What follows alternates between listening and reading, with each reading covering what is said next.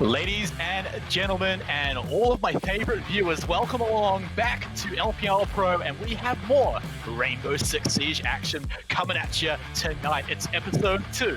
We've already got one done and dusted, and thanks to Vodafone, we get to come back for yet another episode. Otherwise, the show would have been done after one episode.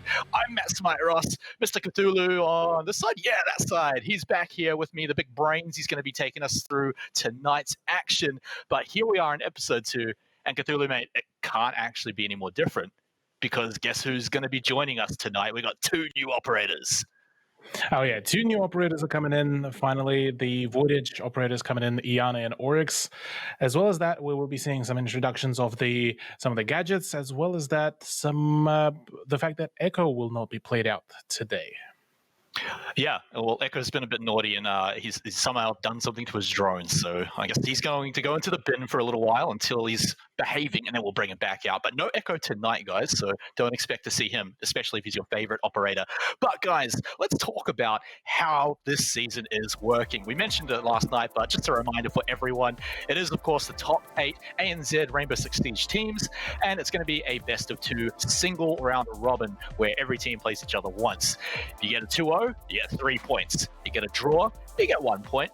But if you go down 0-2, well, you get nothing. You go home absolutely broke. So, with that all said, I mean, look, what are these teams playing for, Cthulhu? We've got to talk about the money, the cold hard cash. I mean, sure, there's some glory and, honor and all that, but that doesn't pay the bills. So what does pay the bills is 5,000 Australian dollar dues, all up for grabs right now, and a lot of that is all the way at the top with 3K for first place.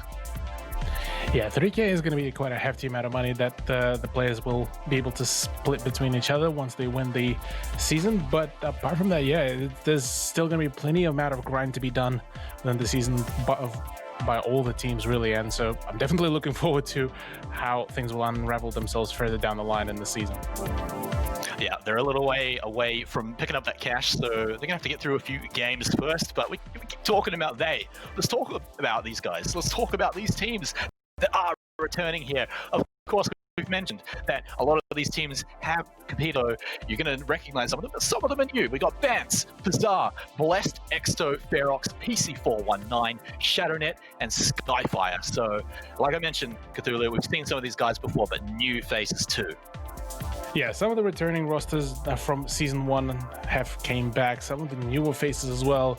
Probably a big noteworthy name is the return of Ferox, but this time it's a mostly different roster. We have Deptra to represent the old roots of the previous roster, but apart from that, it's just about as much of a newest roster as it can get, really. But everything else, yeah, I mean, we already so far seen Exsto prove themselves that they are going to be a force to be reckoned with further down the line. Same as Skyfire. They already showed that their performance and experience in the season has been pretty good. Yeah, that's right. And we can actually show you proof of that right now in the results last night. Both Skyfire and Exsto picking up a 2-0 victory. And all of those matches actually looking very one-sided for the winning teams. Unfortunately, Bantz and August are going to have to come back next week and try and pick up the slack for that one. But Skyfire and Exsto going to be stoked to move up the leaderboard. Of course, let's talk about the matches we're going to see tonight, because we've got 4 teams that have not played yet. And so we've got to get them out of the way to see how they're going to fare. First up, it's going to be Bizarre versus ShadowNet. Then after that, we're going to have PC419 versus Ferox. Now, that one I'm really excited for, Cthulhu. But first up, it's this one, Bizarre versus ShadowNet. Let's talk about that. Yeah, Bizarre versus ShadowNet is going to be particularly a very interesting match, really. So the fact that ShadowNet, first of all, is one of the rather more freshly introduced rosters here, whereas Bazaar has been a fairly well-established rosters within the initially the under-18 scene, and now slowly transitioning into more of a higher-end leagues. So here, I definitely would be seeing them coming into this matchup as the favorites. But I'm not excluding the fact that ShadowNet can be that dark horse, the unpredictable team that will be really hard to counter, at least at the very beginning of the season. So they just might be able to run away with some cheeky dubs here, but they will need to definitely work for them. Yeah, definitely a bit of an uphill battle here for ShadowNet, but we've got to talk about the players that are going to be playing. So first up, we'll probably take a look at Bazaar's roster. Actually, just kidding. You know what? I like ShadowNet so much, we'll do them first. It's going to be Minxie, Nova, Lags, it's Kaget, and then Sanity. So like you said, a new, fresh roster, but something I want to talk about is that ShadowNet put a lot into Rainbow Six. These guys, all the way down to the management level, are passionate about it, and it shows on their social media as well. So give them a follow as well, if you haven't seen that, by the way, because these guys, they've got a lot of teams in different esports, but coming into here for Rainbow Six, this new roster, what do you reckon they're going to bring? Well, I did see their previous performances before, and well, they do have some great potential there. They kind of a diamond in the rough, I would have to say. There's plenty of work to be done before they're going to be considered one of the top end teams, but I definitely would say that they are on their way there. All right, well, Bazaar, we're on the way there too, because we're going to go check out their roster as well. Now, the fun thing about this one is that, well, if you watched last season, you're probably going to recognize every single one of these names except Scissor, who is the only new addition to Bazaar. Everyone else is sticking around. So AFX, Twent, BB, President, yeah, I remember all those names too. They're coming back, and they want to win this time. And bringing in a fresh blood into the roster, and that is Scissor. I'm curious to see how will that new edition really work out, because before it was the mixture of previously two known teams, one of which was the beginning of Bazaar, and before that it was also the Sleeper Gaming. And now bringing in Scissor, who was, I believe, a part of Mako, who are now ShadowNet, is going to be an interesting turnout, because I'm pretty sure that Scissor did play with what is now the ShadowNet roster, at the very least partially with them. So it could be potentially that semi-friendly grudge match. Oh yeah, I mean, we always love a bit of a grudge match, even if it is down to just, maybe one or two individual players that have a bit of beef with each other, or maybe just a bit of history. But let's talk about where that beef is going to be sorted out tonight, because, of course, we're going to look at the maps and which team picked what maps. So coming into it, we have first up got Clubhouse, and then we're going to be going over to Coastline. So first note is ShadowNet picking the map first, and they, Bazaar have opted to go for defense first. So not too many surprises in that one. But let's get into it. Cthulhu, Clubhouse is up first. What can we expect from a map like this? Yeah, from Clubhouse, I would be thinking that we might just be seeing a little bit of a different play out. That is, if either one of the teams feels like experimenting with the new operators, given that Iana and Oryx are in the play now. Honestly, I would be surprised if we won't see Oryx, at least for one round to be played out, because to me, after his buff that it only takes only 5 points of health after he dashes through the wall, it gives him some really good utility and some real good ability to kind of make the roam even more flexible like it was before. Because prior to that, you would have to pick somebody like Alibi, maybe a Vigil with the impacts to kind of open up maybe one or two rotation holes. Here with Oryx, the moment you are in a pinch and then there's a few soft walls around you, just dash through them and you're free. You're good to run. And as well as that, you can use that dash to really kind of cover some really short distances in a very quick amount of time. So that to add up with his MP5, with the angle grip, it's a god combination, at least in my personal experience as of recently. So I definitely think that there is plentiful amount of potential for both of those ops. And I'm curious how and whether we will be seeing them and how will they impact the ramp. Yeah, so I mean, you've talked about Oryx a whole lot, and all the reasons that he might pop up. Definitely a really fun one to watch. I think that one, I'm going to be stoked if he gets picked up, especially first. But Iana, let's talk Iana. Do we expect Iana to come into the map?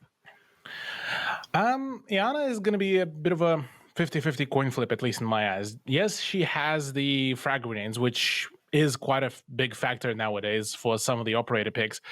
But her main kind of utility in competitive scene, I would be rather thinking that she would be used maybe for rather more aggressive plays. So instead of having just maybe a drone with the entry frag, instead it's just going to be a hologram that would bait in a few shots to give the preliminary kind of warning for the entry frag and kind of get the entry fragger to kind of look at that very position where the pre-fire came through. So it could be worked out that way. Apart from that, really, she has a pretty good loadout. I mean, the ARX is a fantastic, really heavy-hitting gun, similar to, it almost feels similar to the Hibana's Type 89, albeit slightly over lower rate of fire.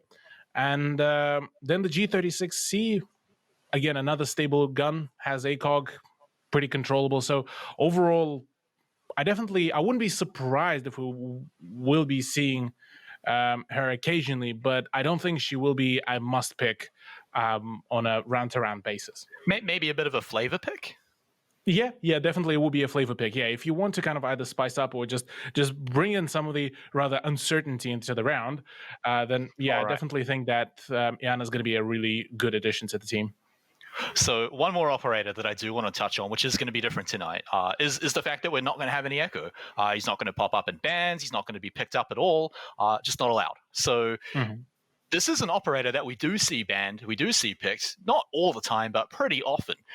Is this going to affect either side? Is there maybe a team that likes to pick it up more, or is it going to open up the door for more operators?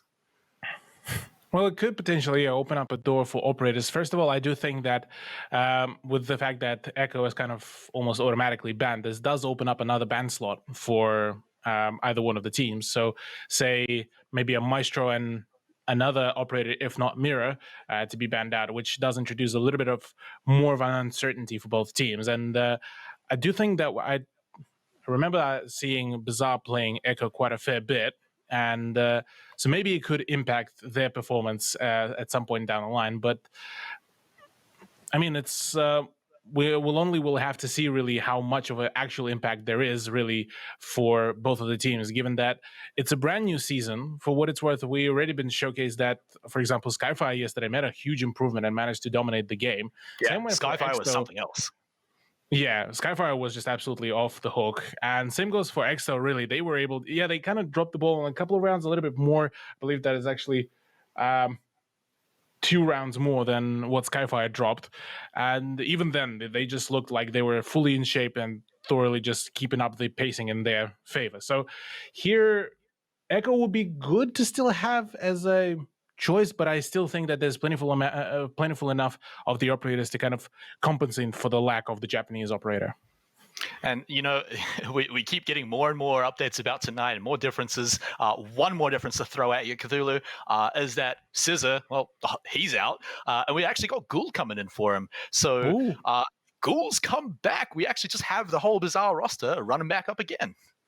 Yeah, the full Bizarre roster is definitely going to be in my eyes, a bit of a better choice, given that, well, they already have all the established chemistry between some of the players. They they all know each other. They all know how each one another plays, and they were probably already preparing all the strats with rather the core roster rather than the newest addition to the roster. So it's a good news for Bizarre, probably less of a good news for ShadowNet. Yeah. But this is going to shape up to be an even more interesting match here now, given that both teams will get to show their full strength here, full 5 core stack against another core stack. So, I'm definitely. I'd rather not call any of the scorelines yet, just because I haven't really got to see a whole lot of ShadowNet's performance, but I'm definitely thinking that we're going to be seeing some of the rounds they're just going to be complete wild cards that would throw Bizarre maybe off their momentum, off their pacing, and really this is where ShadowNet could potentially really swing in the points in their favor. Yeah, we actually saw quite a lot of wildcard stuff last night in the other 2 matches. Yeah. So we might actually see that a lot tonight. I mean, we saw spawn picks. I think that was the most common one, actually. We had them probably 50% of the rounds involved a spawn pick, which nuts, right? I mean, that was so much fun to watch, and people getting punished for it. And guys, you know what? I've wasted enough of your time. I've made you wait too long. Let's get into match number 1, ShadowNet versus Bazaar. So we've talked without your ear off about these operators and how they might be different tonight. Well, let's start it off with Bantz and see what the teams do. See what the teams do indeed. Clubhouse is one of those maps that is fairly already well known. Some of the bands are pretty well known as well. Most of the time. Maverick to be the first one, not really surprised. He's an absolute beast on this map, and if you allow him to even try to breach at least a millimeter of it, he'll just chomp away the whole wall, if not the whole map. So here, him being banned out, it's a good idea. What is odd, though, is the second ban, that is Buck. Usually, he's the one being left in the play, given that he allows quite a good verticality. And instead you would be seeing Thatcher, but that won't be the case. Thatcher is actually going to be given the play today. So ShadowNet already kind of turning the tables around by throwing not just one, but I'd say 2 interesting bans there, with Pulse popping up as well. What do you make of that one, Cthulhu? Is that one more targeted at Bazaar? It's partially, yeah. It's partially at Bazaar, partially at the meta that so far has been forming around, really, given that with the right info gathering, Pulse can be the perfect, essentially, operator to deny any kind of push, really. You get mobile info gathering, you get the C4, not particularly great weapons, but you can still work with them pretty well. So him being out is just essentially just making the defense's life a whole lot harder to really deny any pushes with the C4. And kind of to top it all off, it's a Valkyrie ban to keep the info gathering game even further down to a minimum. Yeah, both Bazaar and ShadowNet, you know what? They don't want anyone to know anything. They just want to get knowledge. Throw it. Yeah, go on. Is it going to happen? Sorry. Minxie was just about to pick Iana, but straight away switched to IQ. I got yeah, she hovered it very quickly. She hovered it. We got debated Cthulhu. These players, man, they're tricking us and they're debating the viewers as well. How could they? But debated no longer. Here we are, map number 1 here on Clubhouse, ShadowNet versus Bazaar. All thanks to our monitor sponsor Conquer, coming in to round number 1. Round number 1 indeed, and well, Jim Bedroom is the one that is being picked up here for the first one. Here for, I believe, for Bazaar's defense. And yeah, I mean, Jim is usually considered one of the rather more tertiary sites, but here it seems that Bazaar just wants to throw the spanner in the works straight away from the get-go.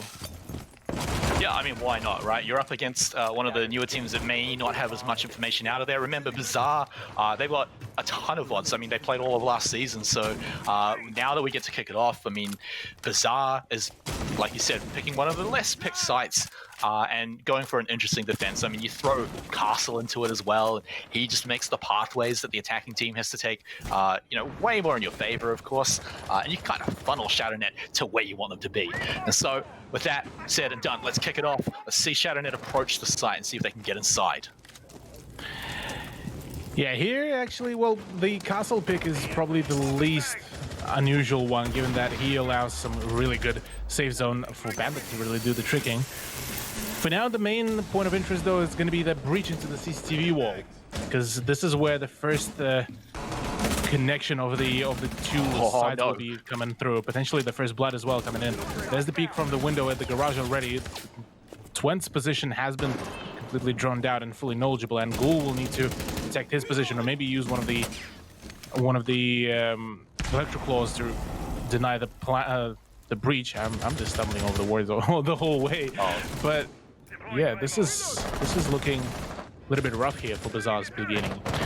Yeah, they've got Twent, I say pinned down, but he's free to just run down the stairs and move off to a different part, and that's exactly what he's going to be going ahead and doing. ShadowNet, though, they're going to have to, confirm that and then start moving through. Looks like they've confirmed it. They've started moving through. They should know that Ghoul is over in that position as well, so he should be next to be in the path of the onslaught here, but now we get the push going. Ghoul looking to stop them down in their sights, but ShadowNet are still yet to get past and take him out. Interestingly enough, already a minute remaining and not a single frag has been done, albeit the Lags and BB have been damaged quite substantially. So there is some ways about it, but oh, here comes the bandit trick, and well, President will be able to deny it pretty swiftly. No attempt at breaching in any shape or form. The window in the gym is still fully intact, and well, Lags is just not yet utilizing his utility to the full potential, or maybe he's just saving up for another time. This is not the solid. This is not a good beginning here for ShadowNet either. Yeah, I mean, you say time, and that's what ShadowNet don't have now. Now that the breach failed, they spent so much time to get that, and it still failed. Now they've just got to go in through this path, and Bizarre should be predicting this one. They've basically funneled ShadowNet to where they need to go, so the push has to begin now. Flash is out, BB does get taken out by them, but it's a trade, and so it's still a 4v4. ShadowNet, though, the clock is running out. They've got to get that plant. They're going in, and it's still trades, but you need a little more than that, and Bizarre has a little more than that. It's Kega, no health and no chance. Bizarre take round number 1.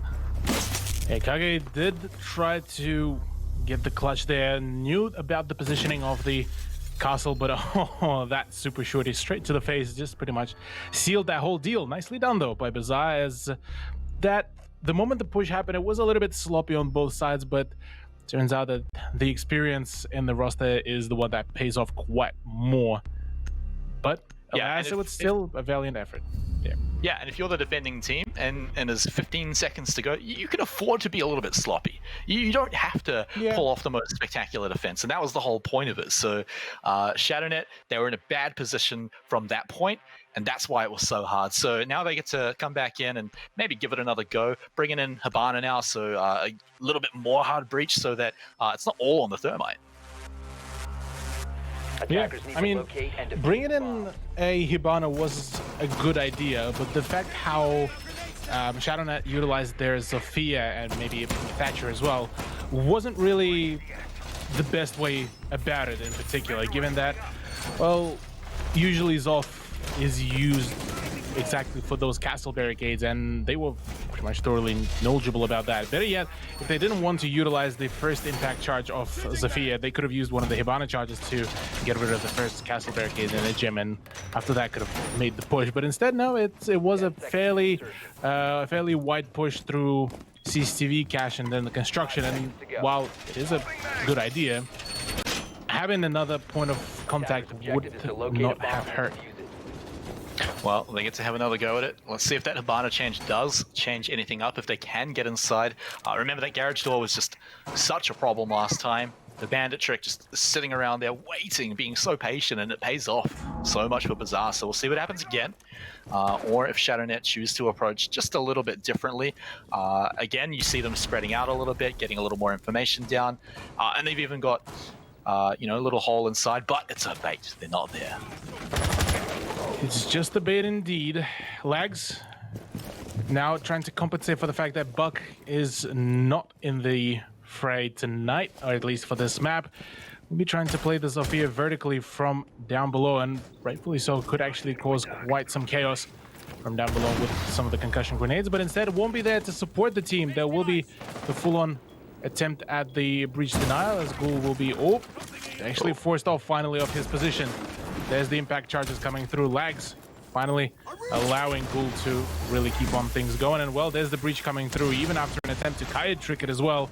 So nice look down here by ShadowNet. Finally, well-coordinated breach. Yeah, it was great. Just flushing him away from it to ensure that the breach actually manages to get through. So now they have a way in. What are they going to do with it? So still yet to take any damage. I mean, Ghoul's the only ones who really have any damage in the game at all, but right now it's still just Bizarre holding down the lines, waiting for ShadowNet to come inside. BB running around downstairs is going to do something a little bit cheeky. You got to have your ears open if you're ShadowNet. You want to make sure you know what's going on from this roaming Jaeger if he's going to pick up a kill. Yeah, BB does manage to find Levi right on the stairs and will be taking him out pretty quickly. Mingzi, though, on return fire onto President, will be taking full control of the garage now that BB has fallen back over to the site. And, well, in a 4v4 situation with already the main entry point, two main entry points into the CCTV now fully opened up, this is going to be the prime real estate for ShadowNet to take.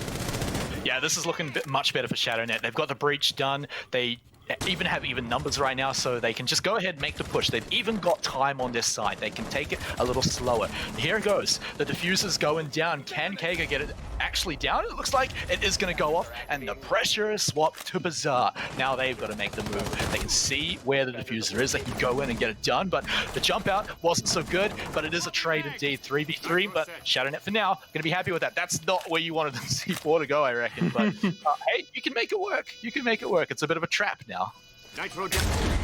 It's definitely quite a bit of a trap. There's the run out as well coming through. Kage actually picks up a kill. Ghoul gets a trade onto Kage, but gets down pretty quickly by Minxie. Now Nova and Minxie do have the power positions. BB is the last man standing and will be taken down by Nova. Nicely done by ShadowNet, and some quality coordination there to get the plan down right at the breach at the wall. And well, will be scoring themselves yet another point. And it was almost a disaster when BB made that roam, but luckily we had Minxie over on ShadowNet. She managed to get the trade back, even though it wasn't on the BB. It still evened up the numbers, and that was what ShadowNet needed because they got everything else done. They got the breach. There wasn't too much else in the way. I mean, when you're dealing with things like Castle, Bandit, and even Kayed, who've kind of already done their thing, you just got to go and beat them in a gunfight. So they've evened it up now, 1-for-1. So ShadowNet still showing that they can get it done against the returning roster like Bazaar. Yeah, they're certainly looking pretty confident here to try to contest with some of the rather bigger teams in LPL Pro so far, and ShadowNet proving that, well, they're not going to get at the very least 7-0, so that's already a solid sign, but a retry to come from Bazaar, given that they were deconstructed pretty swiftly there, so I'm not too sure about that one, Chief. Yeah, but we've got to think about how it started falling apart. It was the start of it looked okay for Bazaar, so if they just managed to fix up where it started going wrong, then I feel like yes, the site can work. So it was close, but ShadowNet did break it. We'll see if they can do it again here once they work out, where the site is, and if they can break that defense once more. They've got to be aware that BB likely to be roaming around again. You've got to check out all those extra spots that he can come in and flank you from. A surprise kill that he gets free can basically win the round for Bazaar. Yeah, early frag. Early entry frag is going to be a great beginning for Bazaar.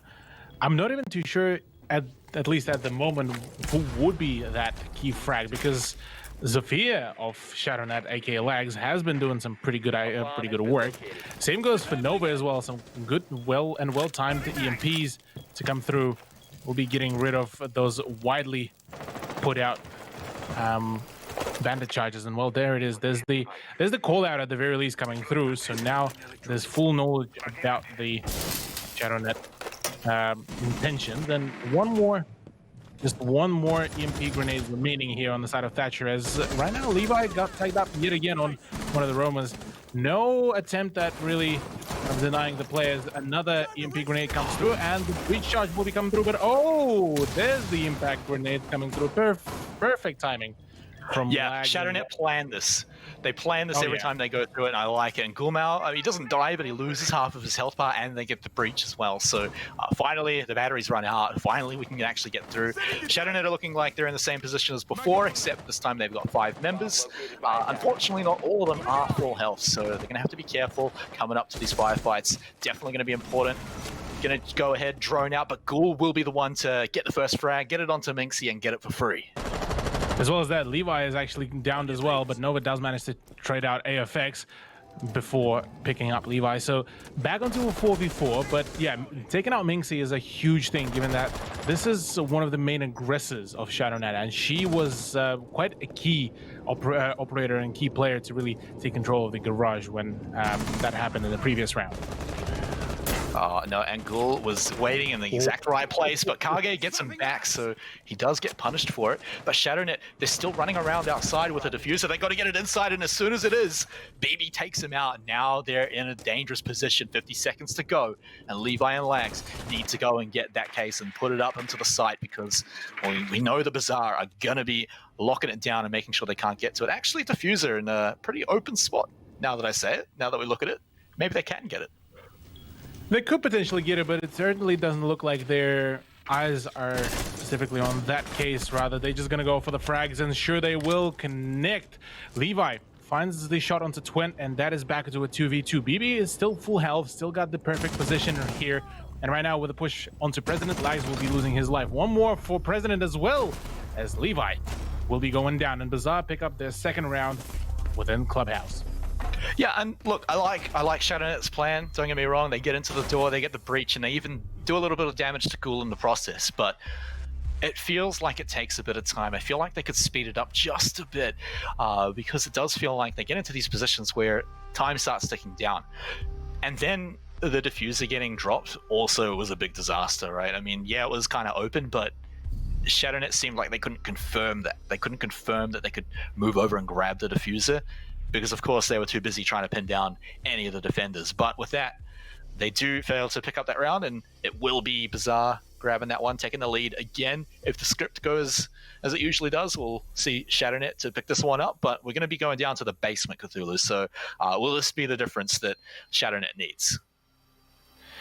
Could possibly be, albeit that they do take their time to be on drones and really do take their time to kind of clear out the area at the beginning of the round. So this could be potentially also their downfall, given that there are two of the C4s being presented here by Bazaar, that is the AFX and President on Mute and Mozzie respectively, and they are setting up some utility up above to maybe bait in ShadowNet to think that there's going to be roam up above, whereas instead it's just going to be just slowing them down and taking out some more of that valuable time from ShadowNet's pocket. So here it could be played out both ways, but it seems that AFX might actually have a setup here to hold for himself.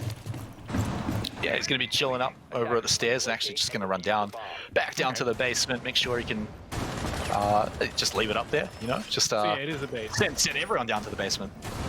Yeah, it is a full-on bait. The President is also returning back to the site. So yeah, it's just a few kind of cheeky tricks here to get and force ShadowNet to really start going in for the roam clear and spend some precious time here. Already Minxie is forced to go in and check at least the doorways and start trying to get rid of maybe the mute jammers. But the moment they're gonna realize that this is a bait, this is where they need to make the move and start making the openings in the floor and the walls and getting as close as possible to the objective. Yeah, well, the first idea that something's up is probably how fast they got inside. You know, ShadowNet got that door open real quick. Hasn't happened the last few rounds, so already that should be raising some flags that maybe they should be going downstairs. And you're right, getting those floors open, getting all the angles on them, because of course, you want to be above your opponents, but always got to watch out. People can shoot your foot off, and you kind of need your feet to be able to finish the round. Well, they sure do. Well, no breach is actually coming through in the dirt tunnel yet. There is some usage of the Hibana charges, I believe.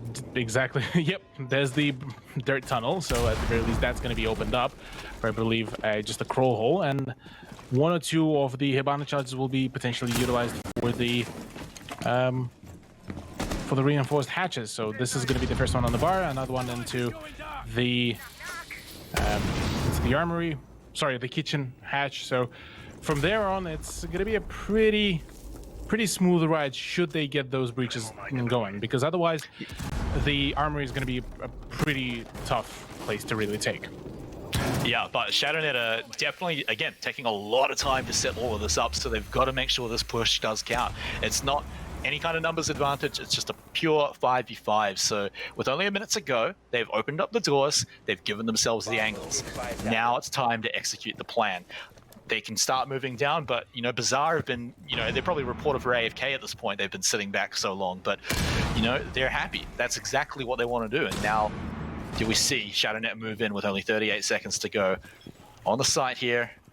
They've already opened up all the doors that they need to, but Bazaar still seem to have their eyes down pretty much every single site. This could be a full-on bloodbath here. There's the cross already. There's the first call out as well into position in the blue tunnel. Really, right now, Lags' position is going to be exposed, and well, Levy's actually taking quite some damage. Same as Kage, and well, Lags is the first one to potentially go down. No, it's Minxie rather. Ghoul picks up fantastic kill onto Minxie, and it's just a full-on bloodbath by Bazaar.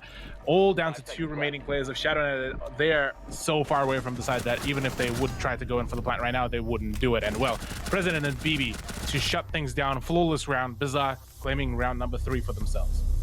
Yeah, Bazaar didn't do anything too crazy in that round either. They just sat back and said, look, cool, we're down here, come at us at some point, and ShadowNet, they took their time again, they opened up all the doors, and they made sure that they had a plan going in, but by then, again, they had to rush, and unfortunately, we saw the results of that. It was, like you said, bloodbath, completely flawless round there, coming in for Bazaar. So moving on to the next round here, we are going to go back up to the gym and the bedroom, back up to the second floor. So they certainly seem to like it up there, these Bazaar guys. Yeah, I mean, hey, gym bedroom did work out pretty well for them, for Bazaar boys, so they might just be able to really play it out once again here. Apart from that, really, at the very least for ShadowNet, they know the general pacing and how would Bazaar play it out, so maybe they would make the right amends here and going for the push. Already bringing in a Ashe once again from Minxie, so just more of the soft breach, which will be very much needed here against those very castle barricades that AFX is currently putting down. So yeah. But I'd like to see them get it done nice and quick. Get the path open for sure. Make sure you can do it properly, but do it quickly. And that seems to be where ShadowNet has been slipping. They have a chance to bring it back here. They've got 2 more rounds on attack, unless of course we've got overtime. But they've got their chance to bring it out here again. These entry frags, I mean, the first death is usually on the side of ShadowNet, so they've just got to look at those approaches as they come into the very first fight. It's not like they're getting picked off by any roamers. It's always seems to be just the first fight they get someone taken out.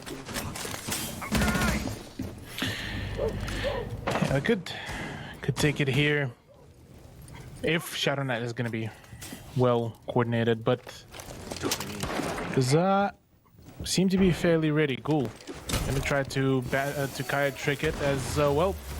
To no avail, really. Another EMP charge will be there to stop that, and well, Twent is the one to try to really play off that position. Minxie, cleverly enough, will be cutting off any potential rotations. So at this point, the position of the 2 players of Bazaar in the cash room is pretty much became expendable, unless they're gonna try to make a rotation through the red stairs, but that is yet to be seen. But this one's good. They're actually inside and they did it quickly. So props to ShadowNet to doing it and getting it done nice and quick. They've got plenty of time to move in, but now finally we get to see the first fight. Although Minxie not going to drop this time. Ghoul does take a bit of damage, but even more damage is taken by Levi, as Twent will pick that one out. But it's not finished just yet, as the kills keep coming in. Nova and Minxie going to pick one up each, so now we're over to, finally, a numbers advantage for ShadowNet. So maybe this time they can get it done. Those bomb sites nice and open for them to get out over on one side of the map at least. Yeah, could happen. That the man advantage is exactly what ShadowNet do need. They know about potential positioning of BB, at least I think from some of the sound cues, as well as that full control of the cache as a trade for a single hard breacher. I'll take it, really.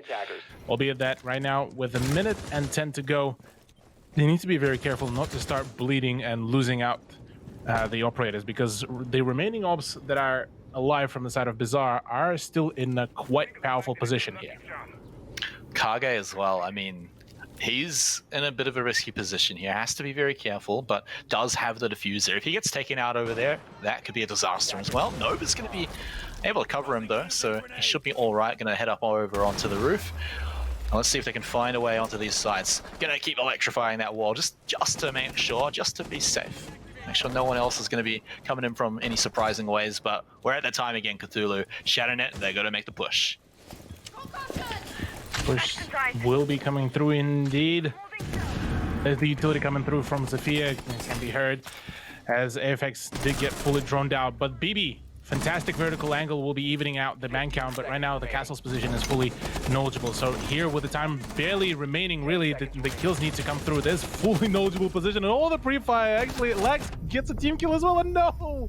For ShadowNet, it all crumbs down very, very quickly as AFX scores the final 2 kills. That is such an unfortunate turnout here for ShadowNet. And it felt like the clutch was there. It felt like maybe they could have got it done, but like you said, disaster strike. So they're only going to get one more chance here on this attack to make the round, the half, sorry, not quite as painful as it could be. But we'll have to see, because it feels like Bazaar just sort of set up the map how they like. and then just get ShadowNet to come into their sidelines. Bazaar just don't even have to rely on anything terribly crazy. Just deny their breach, and that's basically it. That's basically all they've been looking for. So it's working out wonders right now. And once more, we're going to be going up to the second floor. CCTV and cache are going to be our sights. So last time on defense here, and I'm not really doubting this Bazaar squad. Attackers need to locate and defuse Bazaar the bomb. squad so far, managed to prove us that they are still very much of a scary squad to really play against. Even at the man disadvantage, they were able to make a big comeback, albeit that it was slightly kind of gifted to them, as Lags was the one to score a team kill on one of his teammates. But yeah, I mean, apart from that, Bazaar is still considered to be a very scary squad. Not to kind of discredit ShadowNet, they still showed a very valiant effort so far, but just weren't able to really close things out just yet. So maybe on the second map we'll be seeing a slight different outcome, but given the fact that this is their map pick, it raises a few concerns. Yeah. Well, maybe something crazy comes out on defense once they swap over to that, but we'll have to wait one more round for that, because they've got one more shot here on the attack, and they've tried it quickly once, and they got inside quickly. That was quite nice, but coming into this one again, they're going to have to, again, make sure they don't run out of time. Don't have to force out a push that's just too awkward as the clock gets closer and closer to 0. EMP going to go out, and, well, doesn't sound like anyone's behind the door, so they're going to go ahead and get that breach.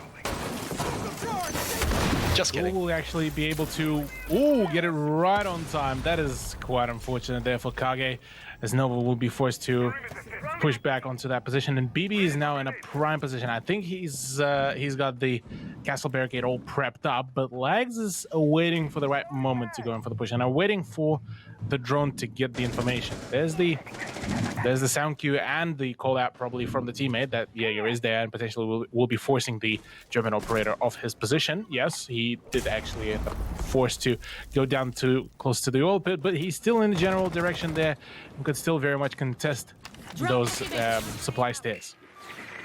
Yeah, and for now, while the rest of ShadowNet's trying to get inside, it's going to be Levi just getting any information, getting those cameras out of here. He may not know that President is sitting just above him. Ghoul, over on the other side of the map, though, has still got his work cut out for him, trying to deny any kind of breach. The floor is gone, though, which means the door is soon to follow. Located enemy. Yeah, next point of contention here is going to be Garage. That is if ShadowNet want to have another avenue to really play off, but it doesn't seem that any pressure is planned, at least yet, to be put onto the Garage, and President is going to be sitting pretty here with multiple of the magnets sitting around him, as well as the ADSs. Another EMP charge goes off, and I believe that is the last one, as Levi is going to be starting to go in for the push. President has the perfect angle, goes in for the pre-fire, but the MP5K is just not enough. Levi, sorry, no, I'm just butchering the name on and on. Hey, I like Levi. We'll be finding BB, though, talking about multiple B's, BB does manage to find a nice flank onto ShadowNet, and once again, we're back into 4v4 with 36 seconds left to go. That is not a whole lot of times to really play off, and well, with BB, he has the full carte blanche here down below, and will have the perfect angle and a double C4 as well to come through. Ghoul, fantastic throw there, but also a fantastic peek and a swing by Nova. We'll be finding one kill. Can he find another one? Can't seem to find that shot. The castle will be able to take him down, and Bazaar finally finding the closure of that round and will be scoring themselves a 5-1 scoreline in the first half.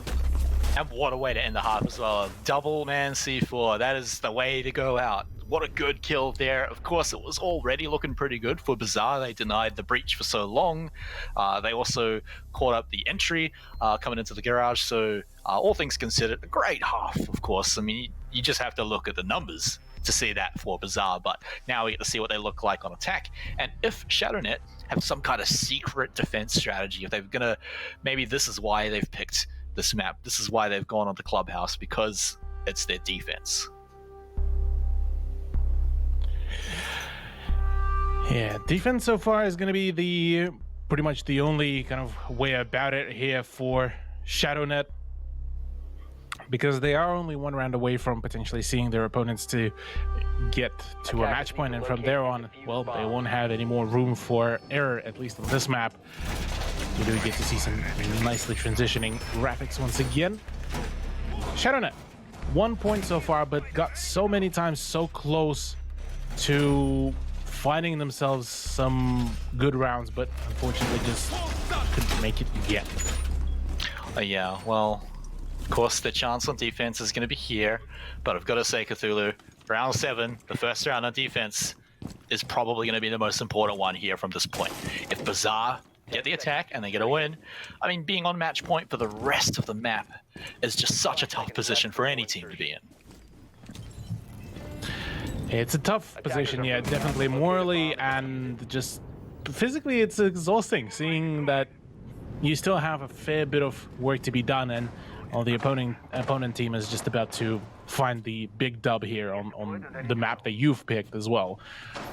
So yeah, it's a little bit disheartening here for ShadowNet, but I wouldn't be too harsh on themselves really. As long as they manage to nail down their communications, nail down their timings really further down the line, first rounds are not really going to matter, at least at the beginning of the season.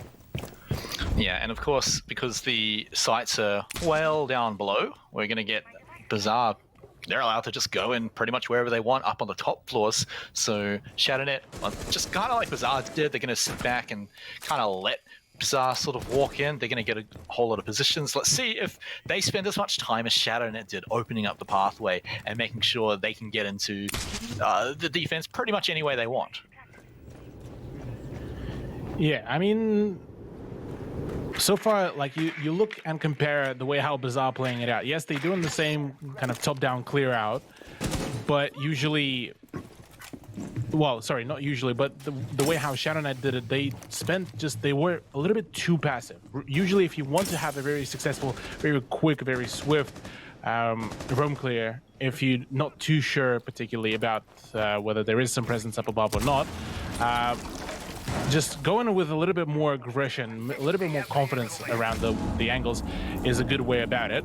Nicely done by Kage, though, to deny the Xkairos charges, as I believe another set is about to come through, and there it is, another one to be destroyed. So only one more remaining, and well, this time Twent is able to actually get the breach going, but no, Minxie. Wow. Nice, fantastic timing as well. Now all down to President to try to get the breaches, yet another back charge to come through, and well, that's, I believe, oh, yeah, not President. Like this guy. Yeah, President completely denied, so no more breaches coming through, as Bazaar is now forced to come through all of the choke points that ShadowNet has set up.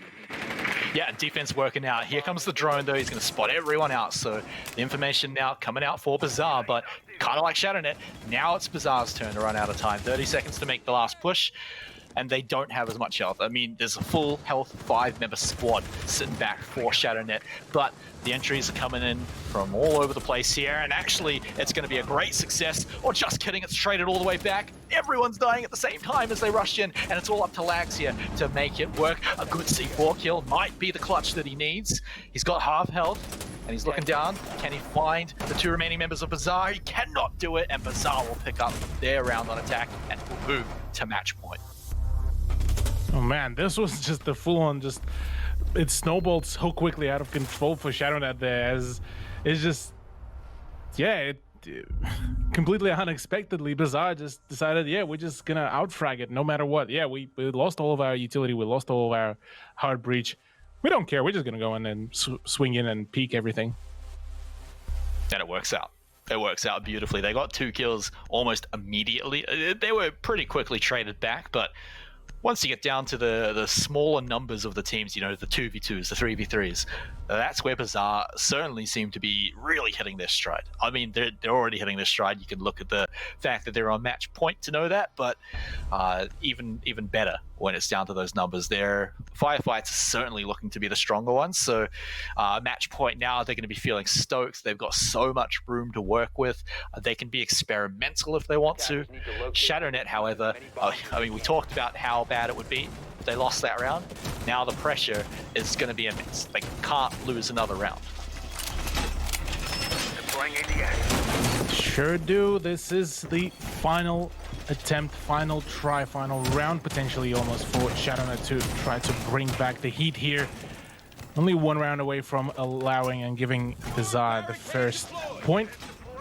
That is, if they do want to make a comeback, they still have one more map to play it out and potentially score there for themselves at least a single point. Otherwise, the moment they're looking like they just might not be able to find any closure, really.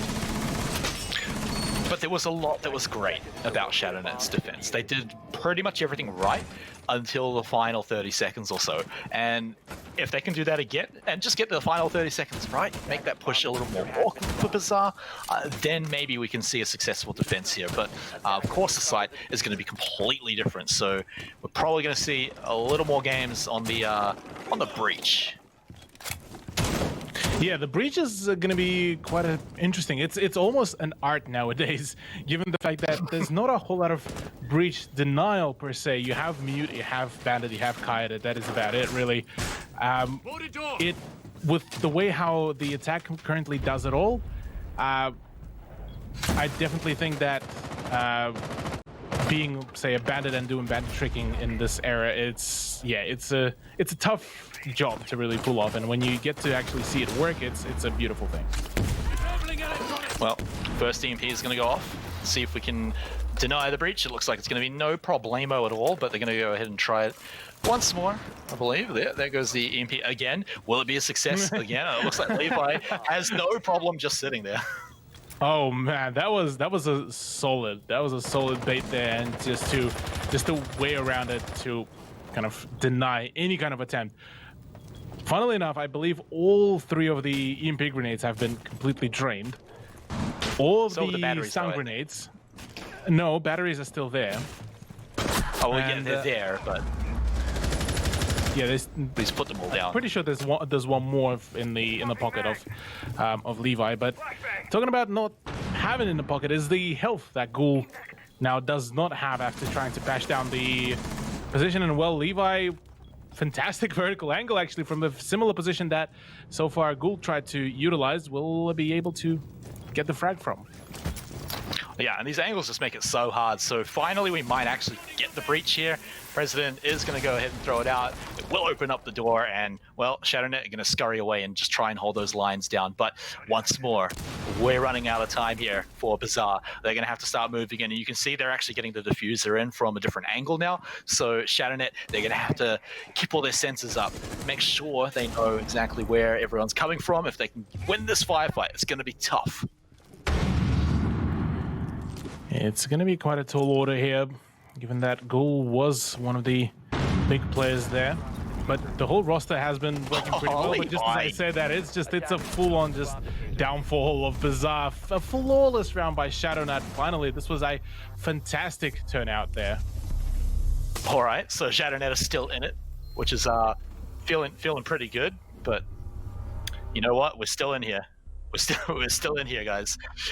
So ShadowNet, I mean, what even happened at the end of that one? I mean, they held off the breaches for so long, so they did buy themselves a ton of time. But I wish we could have caught that double C4, because Levi, you know, apart from getting the kill onto who was it? I think it was Twent down at the bottom. But the double C4 was the icing on the cake, which is really the star of the show. Yeah, that double C4 has been pretty much the deal breaker in what pretty much sold it all. Honestly, that is a solid performance here from ShadowNet. Finally, they seem to have fully awakened here, and well, maybe starting to begin their the comeback tour, given that Bizarre so far 2 rounds in a row has been really sloppy on their utility usage. So a few questions will be raised further down the line, I reckon, on Bizarre's end, whereas ShadowNet so far managing to finally break that curse, break the pace, and break the streak, most importantly, out of all these things, because it was a 5-round streak so far Bizarre had. Yeah, and that's the kind of, you know, reinvigoration that you're looking for mentally, right? You've lost quite a few rounds in a row. You're feeling pretty crummy, especially it's your debut in LPL Pro as well. So now the fact that you're back on your feet, it's still a very tough road back. Don't get me wrong, but it's going to feel a million times better to get that one win in there. particularly with a double C4. Like, that even makes it feel so much better for the individual. So hopefully, for ShadowNet's sake, they're going to be now all hyped up and ready to go and bring their best here on this defense, because the last 2 rounds have actually been pretty good. Yeah, last 2 rounds were quite close. They probably one of the rather closer ones throughout the whole map. So this is a solid beginning here for ShadowNet, but they need to now keep up with this pace. They need to keep up with their momentum, because now that they've kind of started stalling out Bizarre, this is the prime time. And Lags, to start things off, this is a very unorthodox position to play off, and him having not the best SMG in the game, really, he'll need some help. And I do believe, yeah, Lags did come through, but Minxie, meanwhile, off screen, will be taken down, as well as that Twint takes up quite some damage. C4 once again being flown out and flung, and to no avail, really. Yeah, nothing going to be found from that one. Lag's position just a little bit awkward. I feel like if Bizarre pushed on him pretty hard, he maybe get taken out. And there it is. He is finally pinned down and taken out. So Bizarre, strong push. Levi is going to soften the blow just a little bit, but Bizarre have done this with plenty of time left. And so now President just wants to move that diffuser over to the site. Gonna go ahead and drone it out first. Remember, they've got time. It only just actually, by the way, struck me the fact that this is a bar and supply hold. Out of all of the things, this is probably once in a blue moon we will be seeing a bar and supply room defense. And well, Bizarre are pretty much showcasing why this is the case, albeit that drop down. Hello, Nova. Gives a little bit of a surprise there, and well, one way or another, we are seeing Bizarre get the big dub here against ShadowNet. 7-2 scoreline. Yeah, I mean, that round kind of fell apart for ShadowNet kind of from the start. I mean, Lags is in a bit of an awkward position. He didn't find anything with that C4. Minxie as well, getting taken out very early on. It was always going to be a bit of a rough round for that one. So, yeah, Bizarre really took that one from the get-go, and then they got to use all the time that they bought from the get-go to take that one out nice and easy. So there it is, a very, shall we say, one-sided map number 1 here. ShadowNet only managing to pick up those 2 rounds. So that was their map pick as well, Cthulhu. I wouldn't say that was their map pick.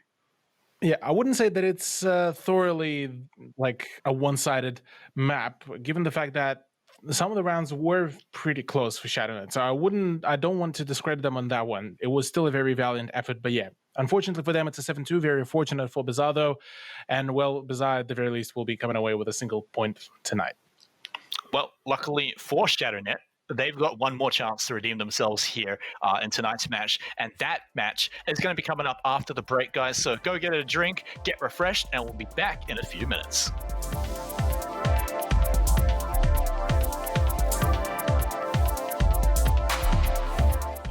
I promised you guys that we'd be back with more Rainbow Six, and I never disappoint you. We're back. More Rainbow Six Siege. We've already got one map done and dusted. Bizarre kicking ShadowNet down to the dust, but, well, they're going to stand up, dust themselves off a little bit, and come back for a bit of redemption. I'm Matt Smite Ross, Mr. Cthulhu here.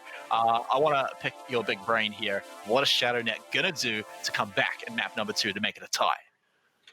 Look, map number 2 is going to be Coastline. It's a much more linear map, like I mentioned before. Definitely more frags are going to be done here in a much shorter span of time. So for ShadowNet really here, I definitely think that when they are going to be on defense, I think that they will need to firstly pace themselves down a little bit, wait for Bizarre to make those mistakes on attack, and then make the move. They did that fairly well on the 2 rounds that they did manage to win. Whereas whenever they are on attack, they need to be a little bit more composed. It seemed that on a few rounds they did have some communication issues, maybe some of the badly called out positions.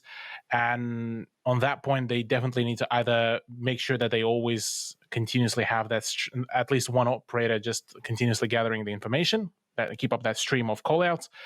On another hand, just need to be also quite knowledgeable about the time that they're spending, because on a fair few rounds, we did see them get right down to the final 10 seconds. And well, when you get into that position, it's quite a high stress, high stakes situation where sometimes just there's a trend to not really make some good decisions occasionally. So yeah, it's a bit of a 50-50 toss on the time management. So, but it's definitely one of the things that ShadowNet definitely needs to improve on.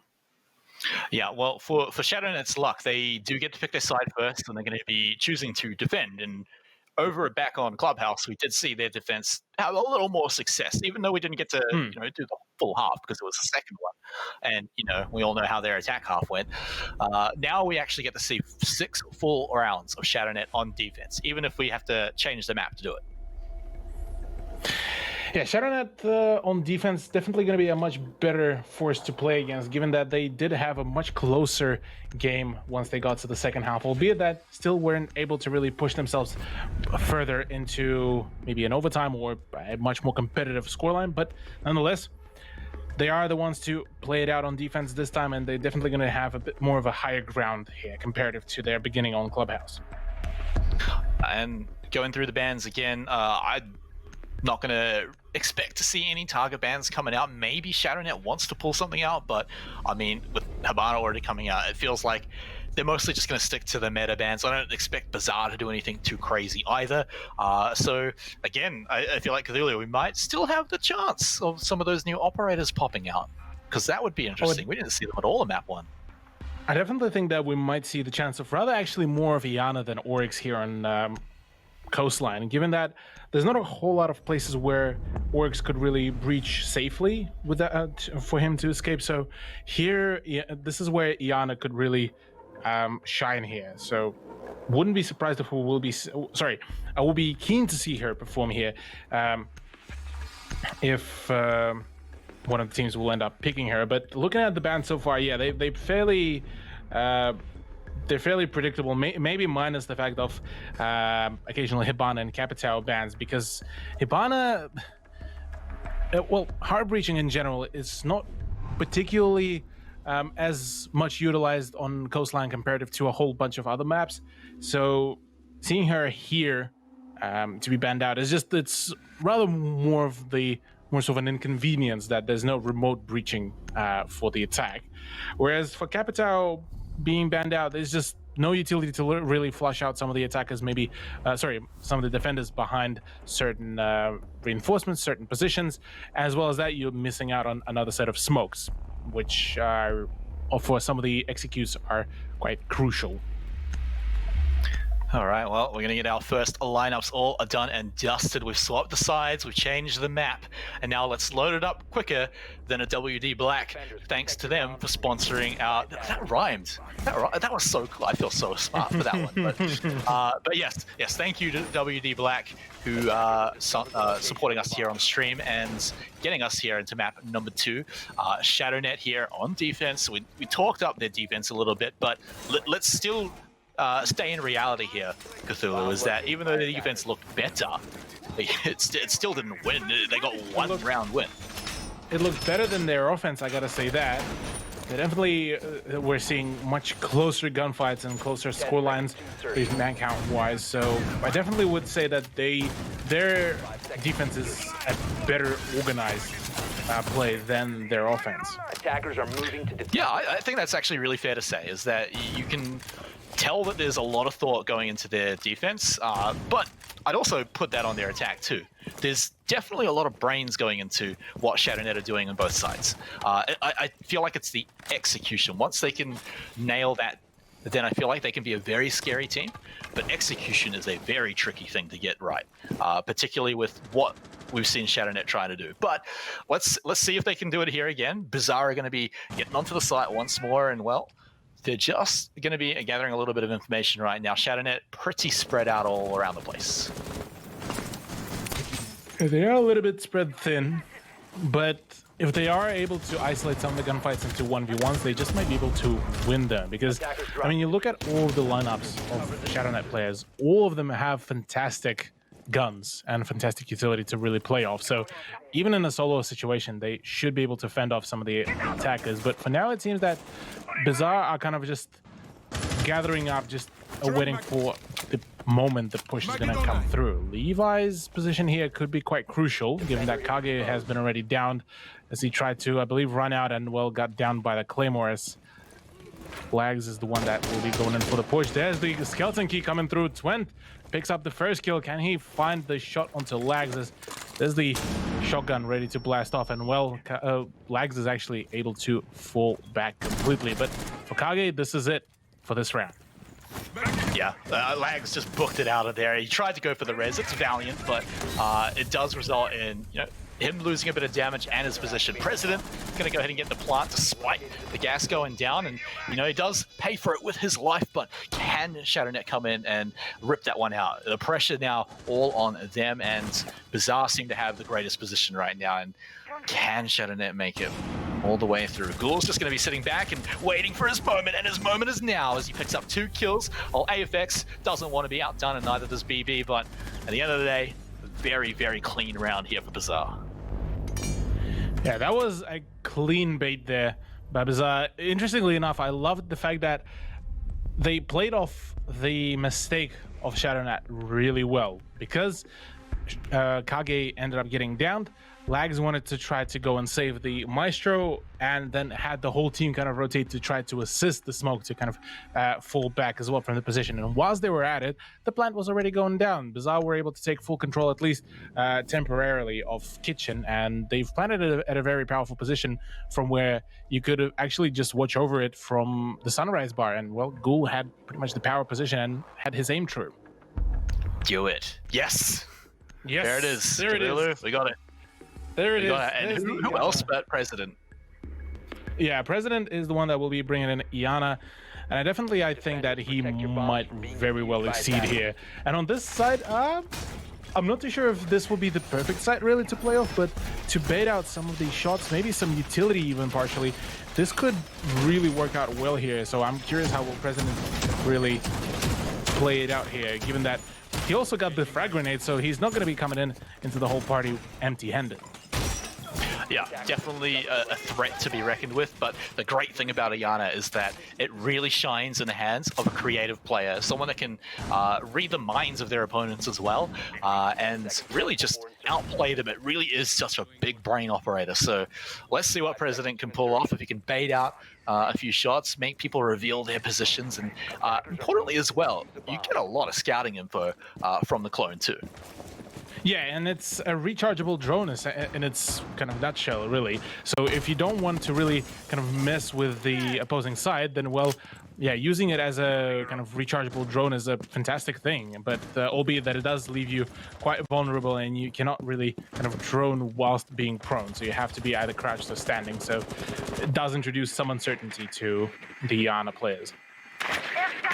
Yeah, well, we finally get to see it, and we finally get to see if there is going to be anything too crazy. So eyes on President. He's also going to be holding the diffuser as well. Makes sense if you're going to be running in with the clone, but there it is. The first kill is going to be on the entry with Ghoul, and well, he does take a few shots in return, but other than that, pretty much for free.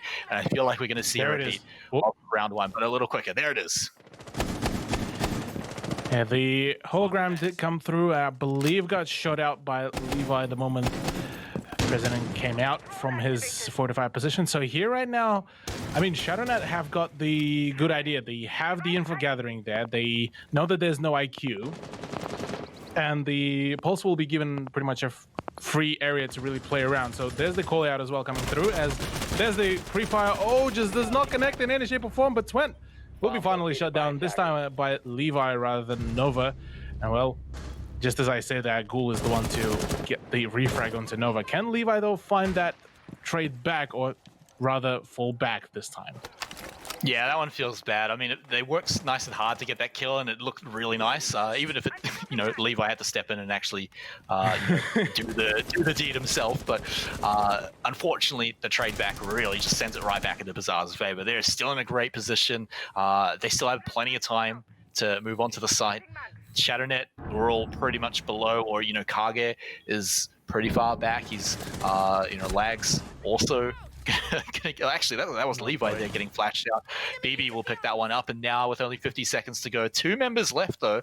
ShadowNet can clutch this one out, but maybe not, as Ghoul is just a monster. The gas is going to go out because he loves that gas, but Bizarre and Ghoul are going to kill everything. It didn't really seem that Bizarre even needed Iana, for that matter, really. I don't think we saw a whole lot of usage from her drones, but apart from that, yeah, once again, fantastic performance by Bizarre 2 rounds in a row once again, this time on their offense, as it seems that their own map pick is working quite well for them. Yeah, and I'm getting a bit of Skyfire feels for this match. Last night we saw Skyfire start to win pretty hard and then start to have some fun. And I'm getting that from Bizarre here. They're definitely feeling immensely ahead. They've already won map 1. It's not looking like a contest here on map number 2. So Iana's coming out. Even Jackal feels like it's a bit more of a fun pick.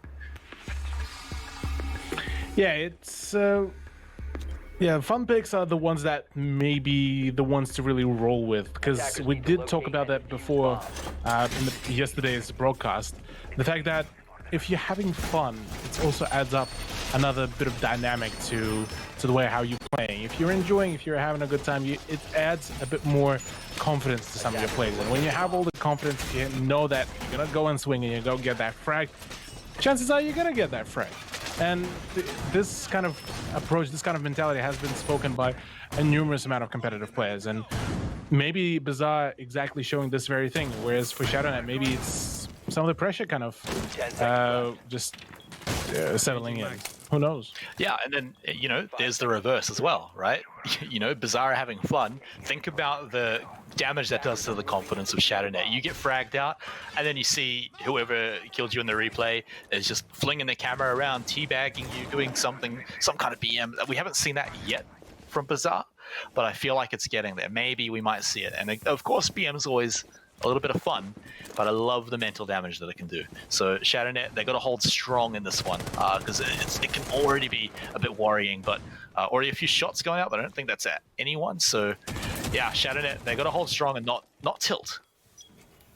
Yeah, tilt is going to be the last thing that they will want right now, given that it was quite an upsetting first map, I would imagine, at least score-wise. But here right now, they have the chance for their redemption. Only 2 rounds have been lost, so not a whole lot of ground. He's crawling around. Kage's just pushing all these bits of wood around. I wonder if one of them falls down and Bizarre's like, oh, someone's up there. I mean, at the very least, I think he might be generating quite a fair bit of the sound cues for Bizarre. So they might just be knowledgeable about that if the drone is there, because it's still a fairly faint sound to really fully be knowledgeable of that. Hey, there's somebody there. Well, this one's taking a little bit longer for Bizarre to get inside and get going, but, once they do get inside, they do seem pretty solid. No kills have gone out just yet, though. And that is, one, that's a great thing for ShadowNet, because there it goes. So they're going to look to just get inside, drain out those ADS, and see if they can spot out anyone with the drones. And President very, very close to the side. Has to be careful of Nova, but he should be able to get the plant down.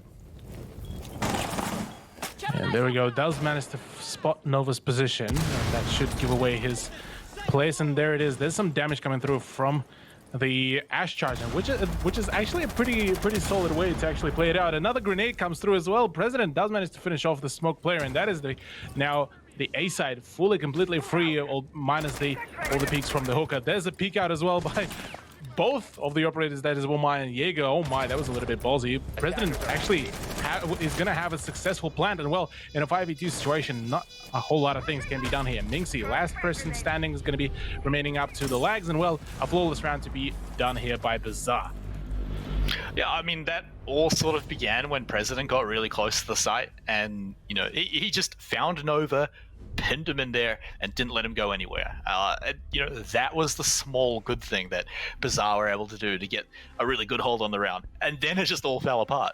And then ShadowNet, unfortunately, just, they're going out for peaks and taking damage. And then there was a firefight on that we didn't actually see, where they lost quite a few members too. So it seems like they get caught out once, and suddenly they can't claw their way back in. So the clutch potential is feeling a little iffy, to the point where if Bizarre have a numbers advantage with 30 seconds to go, I'm always calling them right now.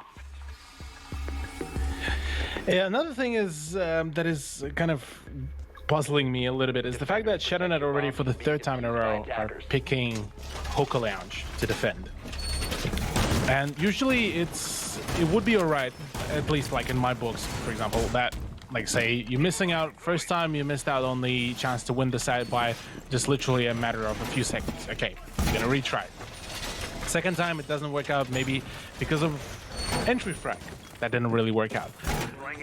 But if it's been a full-on snowball effect throughout both of the attempts, what is the point of trying to force the hooker on the third attempt, really? Because even from the lineup that Shannon got to see, even if Bizarre did make some changes in a single operator, it would have still been quite evident that they have that lineup just to go in for the push, just to have the play to go for the hooker. Yeah, well, regardless though, they are going to go ahead and play it up again. And like you said before, yeah, it hasn't gone super well. They do have a chance to try and make it work out again. They've seen the mistakes that they've made in the last 3 rounds, right? So they at least have an idea of where they went wrong. So as long as they can fix those, maybe that's the mindset that's coming into it. But you can see Bizarre, look, they've already got nice quick entry inside. Again, President going to be holding on to that diffuser, so watch out for his shenanigans if he's going to go ahead and throw out the hologram. I believe he's going to be able to pin someone down again. And I wonder if ShadowNet are going to be prepared for it. This time, though, actually, it's Bizarre altogether. Stand by. I mean, look at it so far. Bizarre really bunched up here. A single C4 could probably end at least 2, if not 3 or 4 lives here. And a very remote usage of the hologram will be pretty much telling just the right idea here to Bizarre, saying that, hey, well, it's going to be the push. There's the hologram that will be revealing Nova's position at the very least, if not Kage's. And Kage right now is going to be in a prime position. No frag grenade at least yet to be coming out, as President is just awaiting for, I believe, his hologram to recharge. And even then, Nova should still be in a fairly good position to really play off there, given that the frag grenade won't be able to actually damage him to full health. All right, the drone patrol coming in right now to spot Nova out, and they've spotted him out for sure, but this time, like you said, no frag grenade through the wall, but he is pinned down, and it's quite rough. This time, though, ShadowNet have bought the time that they might need. Still a minute to go, so they still have a little bit of work to do, but Bizarre, now the pressure's eking up. Now they've got to start going. They can't just wait for the holograms, can't wait for the cooldown. Eventually, they've got to say, this is good enough, let's go in. Duel goes in for the peak, gets a double, almost a triple, as Minxie will be able to shut him down. Kage gets another one onto BB, as the push actually being completely thwarted, but Twent has something to say about that. A run out from Levi will be completely unforgiving, and well, really, Minxie with a double kill will be leaving all out down to AFX. Still 30 seconds to go, so there's still some time to clutch out. 1v2 situation. Can AFX find the shots, or rather, will it be Minxie or Levi together? Oh, the missed time flashbang to come through as well, and there's another white peak. Minxie to find the third frag for herself, and ShadowNet will be scoring themselves their first win here. Yeah, and finally, that's got to feel good. That is what brings ShadowNet back into it, and it was like we were saying, they've done the same site quite a lot, but they've gotten good at it. They've gotten at least the knowledge of where the mistakes were. They tidied them up. I mean, we even saw Nova in the same spot getting pinned down. However, it works out for them this time. So that's the point that they need. That may be the momentum swing that may bring them back into it, but we'll have to see. But shout out to Minxie during that round, getting all of those kills and, you know, securing basically all the firefights and getting them that clutch position. At one point they had less members, and, you know, I'd always called Bizarre in those situations. Well, Minxie and ShadowNet proved me wrong there.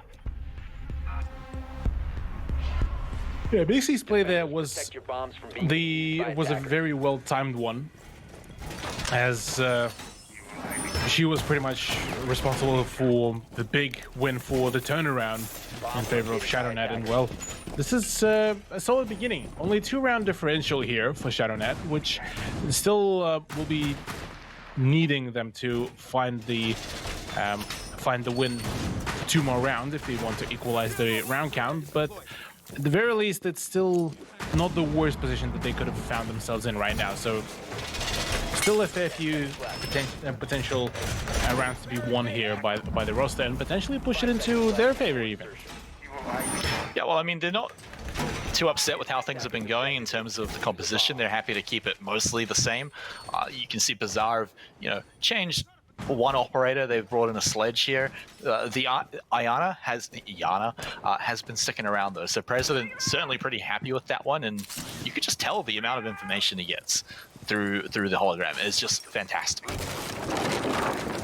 Yeah, hologram has been working pretty well, given the fact that it kind of serves a double purpose. One is to kind of attempt to maybe bait out some of the utilities, and the other one is to, well, gain some information. And well, this is what President has been working on. He needs to start gathering maybe some early information there, see if he can bait out maybe some of the positions, whereas Twent, his position and Ghouls will be very powerful here if they manage to wedge out any of the defenders that will be up above playing.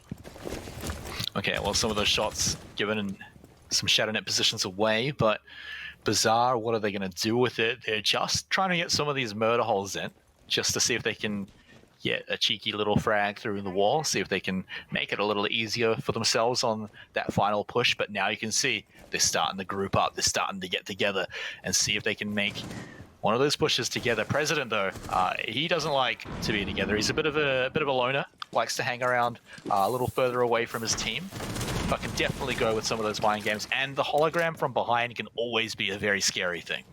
Oh no, you ducked at the wrong time. Twin, so close to probably the worst possible timing, really. Will be now fully knowledgeable about the Jaeger's position, but will not be able to wedge him out just yet from there, as Levi will be able to fall back to his position after taking just a little bit of damage, so not too bad, but oh man, that would have been a bit of a free kill. Yeah, and that would have been a free kill if Twet would have not gone onto the drone, but nonetheless, 5v5 with still a minute to go. It's promising to be a complete bloodbath the moment the full team fight will go down. Yeah, and Ghoul just went ahead and got that drone. They're looking to make that push, but Nova will shut it down, sending BB back to the spawning screen. And now some of the gas is going out to buy a little bit of time, but they still have several of them left. But AFX says that he can still pick up a kill through it. And now we're down to the even numbers again, but this time only 35 seconds to go. Nova getting completely blinded out there, but even downed as well. Somehow still, nope, there he goes. He's down. And now Bizarre have to regroup. They have to find a way back in with only 20 seconds to go. At least they still have the diffuser. At least they can still make that play. And at least they can still kill lags. But is it going to be enough? Is it going to be enough? Kage and Minxie still sitting on the side, still sitting in position to just deny any kind of plant. 10 seconds left. They've got to go now. Minxie shuts them down, and Kage will get Ghoul out of the way too. Twenticles has the diffuser. He's got to kill the 1v1, the ultimate duel. Who's going to come out on top here? It's going to be ShadowNet. Down to the final second and managing to run down the time. ShadowNet do manage to score yet another point for themselves, which is a beautiful performance there from themselves, pushing them only to a 1 round difference between themselves and Bizarre. And well, this is a much closer matchup that we would have hoped to see initially, if, starting from map number 1. But maybe map number 1 was rather more of a warm-up here for ShadowNet, maybe kind of getting accustomed to the pace, to the pressure, and now they finally are able to read it into some of the plays that Bizarre are pulling off. Yeah, and I want to say that it is the kind of taste of defense that we sort of got to see in map number 1 from ShadowNet, but remember, we didn't get the full half. This time we get the full half regardless. So are you in for a treat today, Cthulhu? Are you in for a treat this round? Forget what I was saying before. Oryx is here. Oryx is here, and boy oh boy, I'm genuinely excited because Minxie so far has been an absolute just menace for Bizarre to even try to deal with. And the Remadash is a very powerful way, especially after the buff that now Oryx only takes 5 HP damage after bashing through the wall. So here she could be quite a pain to deal with, especially with a fair few of the rotation points that there are through the hatches. So yeah, I'm curious how will Oryx be executed here on par with Levi's Vigil. Apart from that, really, bit of a cheeky peek to be coming out here.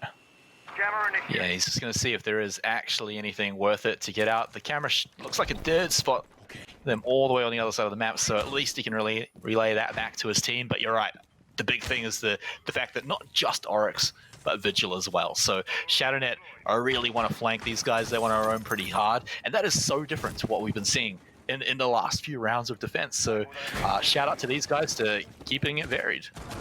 I just realized BB decided to bring in a Blackbeard after realizing he can't seem to take some of the gunfights there, and just decided to bring in some extra room for some cautious gunfights. So this is one of the ways to really respond to some of the plays that ShadowNet were pulling off. 20. Oh, now knowledgeable about the pre-fires, and BB will be able to finally finish off Levi, and that is Vigil off the board. So now all up to Minxie to do some roaming, and she will be promptly falling back to the ground floor, but not entirely to the side. So she's still going to be roaming just up and around the area. Yeah, I've actually got quite a lot of trust in Minxie for some of these situations. She's proven herself in the previous rounds where ShadowNet has been doing pretty well.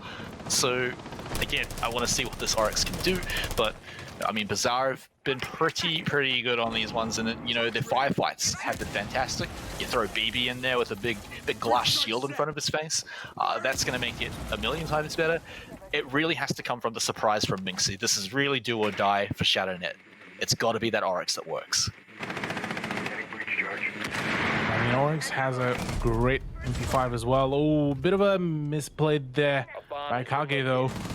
You're pushing ShadowNet into more of a disadvantage. Minxie to go down as well to the hands of AFX, and now Nova and Lags are the last men standing here, trying to slow down the onslaught of the Bazaar roster. But right now, that C4 is going to be opening up just only yet another position to really play off. And well, the gas grenade will be coming through. Lags does manage to get the shot onto BB, but Nova is being down all up to Lags. And the smoke, well, surely he won't be able to find a whole lot of plays, maybe some exit frags, but even that won't be happening. Bazaar to find round number 6, a 4-2 scoreline to finish off on first half of map number 2. And it's a shame, because that was a plan that ShadowNet had, and right from the very first kill, it just couldn't really happen again. You've lost one of your roamers. You have to rely on Minxie on that Oryx, and even that didn't really quite work out because Levi died very quickly before it too. So it was just one by one, they were being taken out. So just basically Bazaar getting the better position, catching them out, getting the peaks. So, hey, hang on. You're, all right. There we go. Don't worry, guys. The Echo's not coming out. It's just going to be 6 picking. Don't worry. I got scared, but I got you baited. Yeah, a little bit of a debate here and there. Bit of a... Okay. Well, Echo has been accidentally, I'm guessing accidentally picked, or I'm not too sure what exactly happened there. As, yeah, Echo for today, as a reminder, is banned. Yeah. His Echo has kind of hacked his drones to be pretty tough to kill, let's just say. And so it looks like Bazaar are going to take the very honorable route of, well,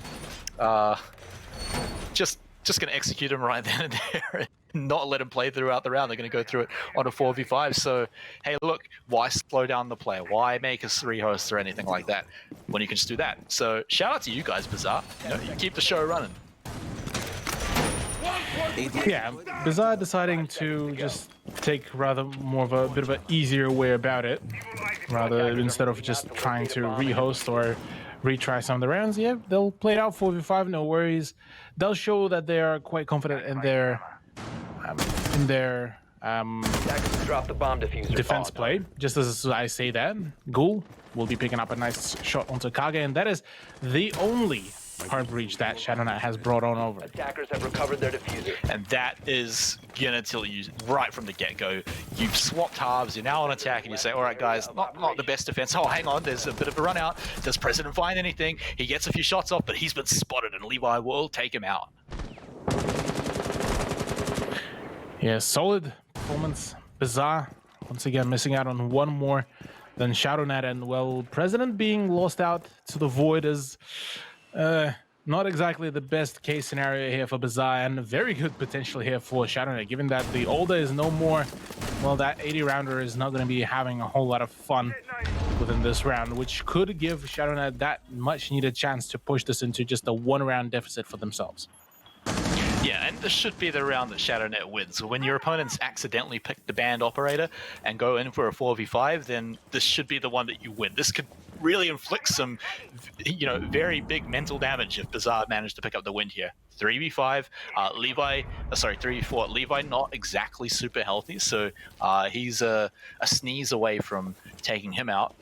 AFX gonna just move up, see if you can find anyone, but they know they don't have a ton of time, but they have to still be careful with only 3 people. Yeah, time is slowly running out.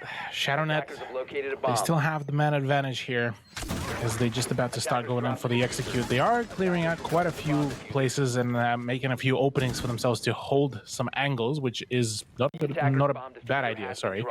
As for now, Bizarre just going to be holding pretty steady here, albeit on a single side of the site, and well, the openings are going to be there to really start forcing potentially them. Minxie utilizes both of her breach charges and well forces out a very ballsy peek by Ghoul as he does manage to make a break for it into the billiards room and will be able to apply some pressure onto offense right before the push happens. There's the bait potentially for the sound. No, Levi is going to stick it as the push does come through. Ghoul does manage to deny it and run away scot-free apart from losing quite some health.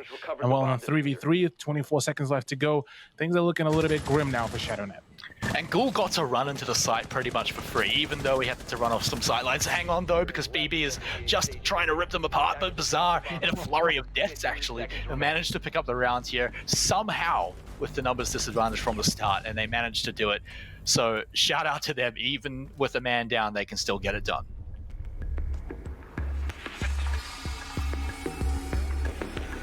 Yeah, massive congrats here for Bizarre. They did manage to completely turn it around for themselves as for now for ShadowNet, things are looking a little bit tense. Now that we've seen already a fair few of the rounds, it's a bit of a tough one here gonna be for ShadowNet. They were getting pretty close within this round to really make it work. They even had the kind of the man advantage from the get-go, but unfortunately one of their players did end up going down to a peek out, a spawn peek you could call it, and well, yeah, that's a bit of what feels bad there for ShadowNet. Protect your bombs from being Yeah, it was their shot to get back in here, get the ball rolling again, because once more they're in that position, they're in that round where one more round loss and suddenly the pressure just, it makes it so much harder to win the following rounds when you know that this is your last shot. However, they're not there yet. They're not there yet. They definitely don't want Bizarre to tick over to that 6th round win. So another shot here, see if they can get it done. A little bit of an awkward one on that first round on attack. So they've got a chance to freshen themselves up, give it another go. However, they will be going up against the full 5-man force of Bizarre this time. 5 seconds left. And the full force already has been showcased to us during Clubhouse. And that is that Bizarre are quite an unrelenting force, albeit this setup is does make you think, given that it is a blue bar and sunrise defense, but yeah. Yeah, these guys always choosing something interesting. It's a bit of a pleasure to watch, but you know, here we go. ShadowNet, one more shot to go in. They're still going to be droning out, still going to be making sure they know where Bizarre is standing and where they're defending. They might actually be able to get a shot down here with Levi.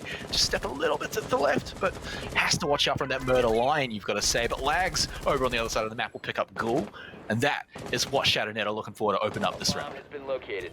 Opening on a Ghoul is definitely going to open a fair few of the possibilities here for ShadowNet. Minxie to find another shot onto BB. That is a solid play here. Already 2-man disadvantage, and 2 of the rather more of the impactful players of Bizarre now off the board. Remaining 3 will need to be very cautious, and just as I said about caution, there's a run out, there's a peek, and oh no! President only now does manage to connect the shot, and well, just decides to fully rotate over back to another side, and whilst being all full-on detected. It will be expected, the pre-fires will be coming through, but at the very least, he's fully alive, albeit for the next gunfight, he may not live through it. Yeah, he's got basically no health, so has to hide pretty far back, leaving AFX and Twent, the real main defenders, left against ShadowNet here. They've lost Minxie, but Minxie's already mostly done her job. Now ShadowNet with, again, plenty of time, and there's a kill to make it even easier, as it's really only Tentacles left. President, he'll be able to help, he'll be able to track, but with that much health, he may not be much use in a firefight. Yeah, unless he goes in for the biggest brains of a flank, or just goes in for the pre-fire. This is where he could just find it out, and Twen just finds the pixel. Okay. Bizarre, don't do it to him. Don't do it to him. Think of the children. ShadowNet had this round, and they were so close. They might still do it, though. They might be able to get it done. They do have the diffuser. Gas is almost hitting him there, actually. President still has almost no health as well, and ShadowNet still even have 40 seconds to still get this last push done, so they're going to be able to set it up. Gas going down, but he's going for the plant. He's going to stick it. Lags gets it done, but it does get planted. Twent will take him out. Lags has set it up now for Levi. He's just one bullet each for President and Twent. Cannot let them get this diffuser out. Cannot let them yoink it away. This is his victory. This is their moment for ShadowNet. He goes in to deny it, gets one, takes a bit of damage, and now it is one bullet for either of them. One shot remains, and there it is. ShadowNet stay alive and stay in the round, picking up this one. Nicely done. A little bit of a sloppy performance there by ShadowNet close to the end, but nicely done. Nice clutch by Levi as well to push it even further for his team. ShadowNet will keep staying within this round without, within this map without still yet to see the match point. And while this is exactly what they wanted here, this is the potential recovery that they could have showcased here. And Blue Bar and Sunrise will be a retry, funnily enough, from Bazaar, as they seem to be quite sure that should have gone slightly different. It would have been their round to take. So we'll see how things will go from there on. Oh, they're not going to go for the pulse, which would have been it worked out pretty well for President. Getting that run out basically brought them back into the match, taking out Minxie, who was, for that round, certainly the MVP, getting some pretty great opening kills and even opening up a whole room. But unfortunately, yeah, President getting that run out, and he's done that a few times. So at this point, ShadowNet surely should be expecting, hey guys, just by the way, keep your eyes open, keep your ears open for President running the hell out. Yeah, President's runouts are something of almost art at this point, really. The fact that he was able to get so many kills through that is just... First of all, it's amusing that Bazaar are able to actually connect them and make them work for themselves. And another thing is that ShadowNet just keep on thinking that, nah, it was just it's a one-off thing. We'll let it slip. And they can't seem to be yet setting up or expecting some of the runouts. Like, say, for example, Minxie's death there from the Pulse's runout should not have really happened should she had maybe drawn or maybe just waited for maybe the run out to come through. Well, she almost got him. She almost took him out. So it was close. But unfortunately, when you're the one running out and getting the jump, then you're likely to get one or two more extra shots in first. So let's see if it works again. Minxie certainly one of the players to look out for here on ShadowNet. Let's see if she's going to be able to pull it back in here for yet another round win for the team in orange. Levi going to be still just way out on the outside, and so most of ShadowNet just scouting around outside right now, not looking to group up and move in. And well, Kage is not all about that scouting business. He wants to get in there and get the kill on the President. And scoring the early frag onto President, that is the Legion as well, is going to be a huge play here. Given the fact that no more of the Goo mines are going to be there. Ghoul's position has been now fully revealed, so he will need to now start contesting those actual angles and get into a gunfight, because he's getting pressured by every second, and well, his life will be completely forfeited without any damage being dealt there. Well, actually, pardon, a single bit of damage being dealt to Lags, but it is pretty much completely denied in any shape or form. A 3v5, and it seems that ShadowNet's comeback train is fully and well on its track. Yeah, and this time it seems to be the Kage and Lags dynamic duo moving through room by room and clearing it out, getting kills. Who's going to be their next victim, I wonder, as they start inching up. Nova's starting to catch up, so may be able to get some vertical play, but instead it's just going to be scouting around, making sure no one's roaming around behind. This is definitely something that ShadowNet want to keep their minds open about, because remember, President has been running out, but he's certainly not the only one that can do it. So they definitely have to keep those roams in check. Don't want to let this one slip through their fingers. It's very close to another round in their pockets. Yeah, they're looking so close to scoring yet another point and pushing themselves into just a single round deficit, which is quite frankly, within pretty much a grasp away. There's the peak, there's the angle that was actually set up by Twent from below, able to get that crossfire set up, will be granting the kill. But instead, Nova is there on the flank. They're able to find the frag. Kage taking quite a chunky amount of damage and will be able to just run away from that after taking quite a numerous ticks of damage. Nova also getting tagged up in a gunfight against AFX, but on the other side, there's the smoke trying to contest against 3 players and will be forced off his position. The Nomad charge goes off and Kage is able to... But he's done his job. But he's done his job. Yeah, the time has been denied, but the timer will be extended now that the diffuser has been planted. And well, ShadowNet scoring yet another point for themselves as Kage continues his rampage. That was dicey. That was really close there for ShadowNet, but luckily for them, they do manage to pull it off, getting the plant down just in time. But those gases were almost there. They were almost enough to bring that round in and get Bizarre to match point. However, they've now let ShadowNet catch up, and ShadowNet suddenly just come out of their gate saying, hey, look, guys, we're actually really good on attack right now. We're actually the team that's taking some of these wins, and can you imagine that one of those wins didn't come from the 5v4 that they had? Yeah, that's probably going to be the most interesting and odd stat to be there for the matchup, to be honest, as, Hook Lounge and Billiards will be the next choice. No more retries for Bizarre, as they're going to be turning back to the side that they were able to win out pretty confidently there against ShadowNet. So let's see how that will really work out, if really it will even work out. It seems that ShadowNet's momentum here is just on its prime, and all of the confidence is back into the players' hands. Yeah, but the momentum it's teetering on a bit of an edge there for how close that round was. It was seconds away from Bizarre managing to buy enough time, despite how ahead ShadowNet manages to get early on in that. They got 2 kills very early on thanks to Lags and Kage going through clearing room by room. But even then, it came down very close, and a lot of that was thanks to Twent on that smoke. The gas is buying a ton of time, thrown out perfectly. So ShadowNet, yeah, that round pretty good, but just tidy up that last bit, make sure these things aren't getting so close, because we've seen they can't afford too many mistakes right now. I mean, now that they're starting to catch up, it's nice, but Bizarre is still 1 round away from match point. Yeah, Bizarre still need that 1 more point to push themselves into the match point and guarantee at the very least an overtime, which is going to grant them quite a fair bit of the comfort zone and maybe a little bit more room for error. But apart from that, really, for ShadowNet, they need to keep on pushing. 2 rounds away from match point, 3 rounds away from claiming this map and potentially making it a draw between themselves and Bizarre. Whereas for Bizarre, they're only 2 rounds away from claiming another set of 2 points actually this time, if they're gonna win this map.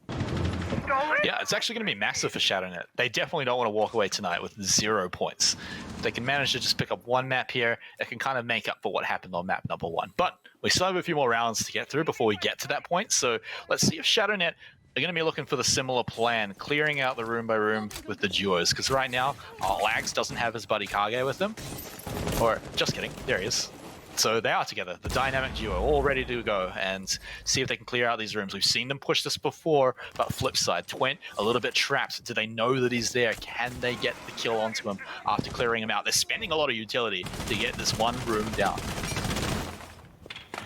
Yeah, meanwhile, President did reveal a little bit of his position with the attempt at the pre-fire, as well as the fact that the plant is starting to go down. Kage actually will be not intending to really stick the diffuser and will be running away with just about over 50 health, which once again should give him some health to really go in for the next gunfight. But for now, he's just going to try to plant it again. This is risky. This is really risky. There's the bait out for the gas grenade, as well as that. I think we almost saw the C4 fly out. Twent finds the shot as well as that. Levi gets the refrag. BB on a refrag. Same goes with Minxie. It's like a card house coming through. Another plant attempt will be coming through. Another gas grenade as Kage will be forced off his position. More time is being drained, but 40 seconds to go is still a whole lot of time for the attack to try to go in for the plant attempt. And BB from below should be the next person to try to deny that. Yeah, but the gas is now out. 0 remains for Twent, so this time he's going to have to go out and show his face if he wants to stop Kage. He does have backup, so it shouldn't be too bad. But Kage, like you said, that clock is starting to run down, and he has lost some teammates, so there's going to be a bit of a firefight. Heads running past the holes in the wall, but somehow those heads survive, and Kage will not get the plant down as he gets ripped apart. Minxie will even it up. We'll get the vengeance, and oh no, on the outside, BB finds Minxie as well. Now all up to Lags. 5 seconds to go to pick up and plant. Can he get it done? 2 and 1. He's going to go for it now, but surely Bizarre are able to stop him in his tracks. Sure will, great. As Apex was just staring right at the face of Zofia, as bit of a knife, bit of a scratchy to the face there by the mute player, and well, Bizarre managed to regain their wits a little bit, do manage to push themselves into the match point, and a 2-round deficit is back onto ShadowNet, which definitely going to start putting a strain, but this is a much better performance that we're seeing them have here comparative to what we saw in Clubhouse.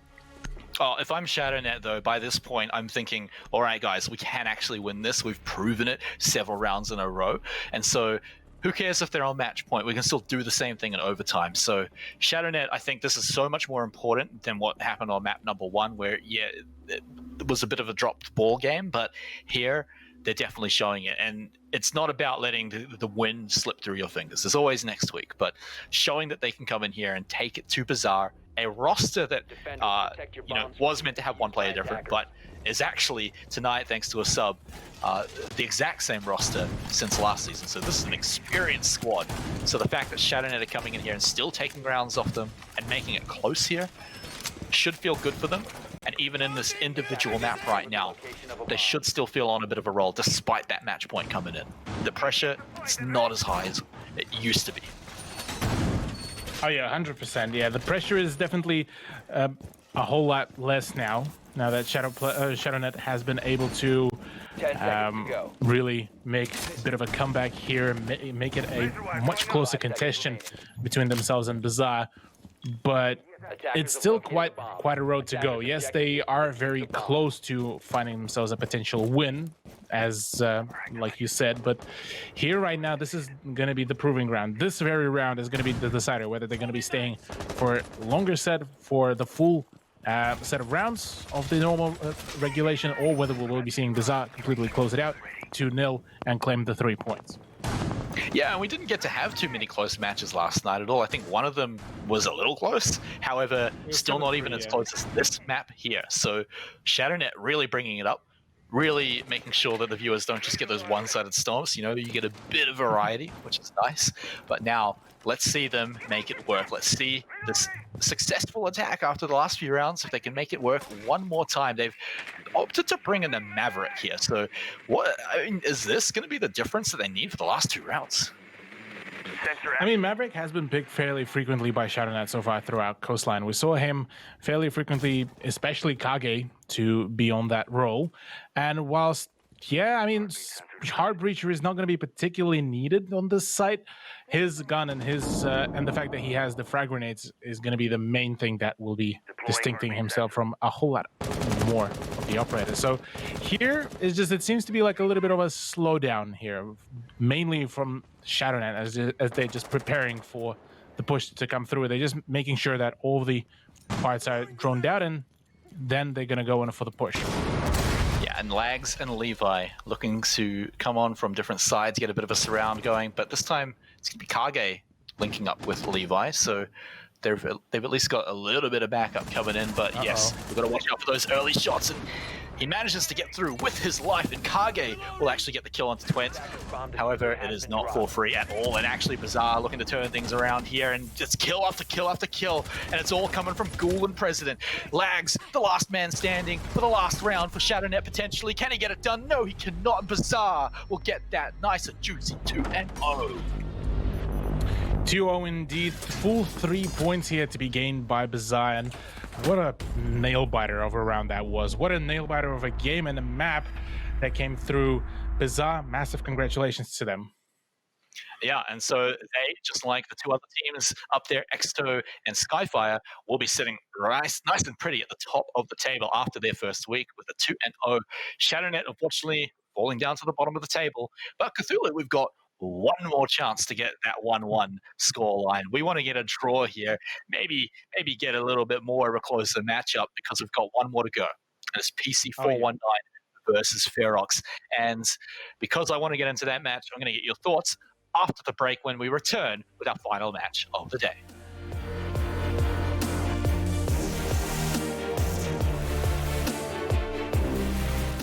Welcome back, everyone, to LPL Pro and our Rainbow Six Siege, as we've got one more match remaining for the night. My name is Matt Smart Ross, and of course, I've got Mr. Cthulhu here joining me as the smartest person in the entire room. Don't worry, that's true. And we've got a pretty good banger coming up here. It's PC419 versus Ferox, and we know both of these teams, right?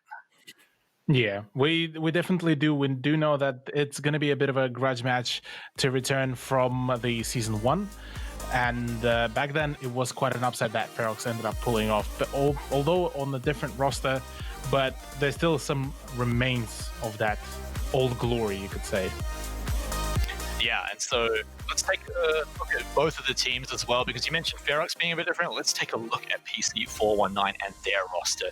So they're going to be coming into today's match with Tesla, Punisher, Sejon, Noob, and Vlad. So most of that roster looks pretty familiar to me. Yeah, there's one big but to it, is the fact that Vlad used to be on the old Ferox roster, and now he's on pretty much on the opposing side of that. So this is going to be a very interesting matchup. Plus the fact that PC419 in general is a very well-established name and a very well-established roster within the ANZ competitive scene. So curious to see how have they managed to improve so far. Yeah, well, look, there's nothing better than getting to go up against your old team and crushing them. So Vlad, I'm sure he's going to be looking out for that one. But let's take a look at his old organization. It's going to be Ferox, and you mentioned these guys looking pretty different. Well, let's see how different. Todd, Sushi, Deptra, Shade, and another Todd, apparently. Yeah, I mean, like the whole roster is... Yeah, pretty sure I think one of them is a Warden as well. But yeah, so we have... just a pretty good roster. I originally came from Fury, and then kind of a bit of a mix and match here, introducing Deptra as well to the fray as well. It's certainly a solid squad that I definitely think that we might be seeing raising quite a few of the headlines as well. So here, of the main kind of battle is going to be between Deptra and Vlad, the two old teammates back on the Ferox days in the Season 1. Now they are going to be battling against each other. Yeah, and I'm excited to see it, and I'm excited to see what maps they're going to be doing it on as well. So let's take a look at what they have decided to pick up. First up, it's going to be Villa, picked up by Ferox, and then we're going to be heading over to Oregon, which is, of course, picked by their opponents, PC419. So let's talk Villa first, because I know you're going to be excited to talk about Oregon. We'll get into that when we get to it. Villa, though, we've seen quite a lot. Yeah, Villa is one of those maps which does require quite some good coordination, some good fragging as well, and it can be a bit of a double-edged sword. Sometimes the teams do prefer to play it rather slow, and in result of that, it's going to be a very slow matchup and then to kind of run out of time. Or it can be a very dynamic, very quick, very aggressive match, which could be seeing us close it out in a matter of, say, a minute and a half. Yeah, and of course, I'm keen to see what happens when we get to Oregon, but both of these teams, they should be very, very familiar on Villa. We've seen it a whole lot. We've even seen, there's a lot of VODs of both sides playing on this map. I mean, even if you take just even the individual players, so you've got just a lot to work with here and a lot of knowledge. So we should all feel right at home coming in here to Villa, and I'm keen to see it. Now, let's talk about the teams, though. Because Ferox, we've been talking about them, and we feel like maybe, are they a favorite here to take out the entire season? In theory, they are, given the fact that they also have the Pro League experience. I mean, most of those players, matter of fact, have been in the ANZ scene for quite a long while, and they have been seeing ins and outs of the game. Um, I would have to say that Ferox is definitely the favorites coming into this matchup, maybe for the latter, but I would definitely have to say that with Sinister being kind of out of the picture, it is going to be a much closer contention for the first place. Yeah, I mean, Ferox, they got third last time. Like, I mean, yes, it's a very different roster, of course, but the organization and the players themselves, I imagine, are going to have a bit of a drive to get better than a third place finish this time. So you've got to imagine that these guys are going to come in. They want to show off their skills nice and hot in their first opening match, because it's not one of those one-sided matches. It's not like they're playing one of the teams that came through relegation or something like that. It's against PC419. These guys are going to be formidable. So to come in here and get a strong 2-0, I imagine that's what Ferox want to come in to make a statement with. But let's flip it, Cthulhu. Let's talk about PC419. What do these guys want to do here for their org? Look, for PC419, they are the ones that coming into this. They kind of want to get a bit of a revenge tour, rather, as they got knocked out fairly early and through the previous season's bracket. So this is their chance to kind of showcase that, hey, we made some changes to the roster, made some maybe changes to the playstyle, and then here's our kind of presentation, or rather here's our showcase of what we can actually do here. And Villa should be an interesting showcase, given that it is Ferox's map pick, so they should be, in theory, rather more confident to play it out here. But who knows, maybe PC419 will be rather more consistent here. Yeah, and I think this is just one of those ones where we've got to get into the map to really see, because we've had these teams change up quite a lot. Sure, we can say what Vladdy and Deptra might be able to do, but a lot of these players are coming in from different teams, or perhaps even from just complete obscurity where we haven't seen them before. So this is going to be their first chance to come in and show it all off. So looking over here at the bans, we're on Villa, so we're expecting a few meta bans here. Would you say Nomad fits into those meta bans?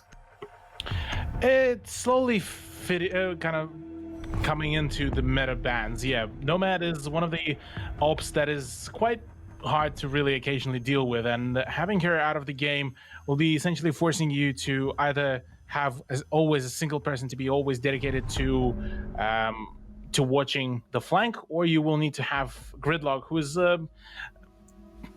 for some people is going to be a bit of a downgrade from Nomad. Okay, so, well, let's all lock everything in here and take a look at everyone. As you can see, yes, that is indeed Warden, who's actually not Todd. We don't have Todd × 2. And then taking a look down over below them, you've got Pun coming up for PC419.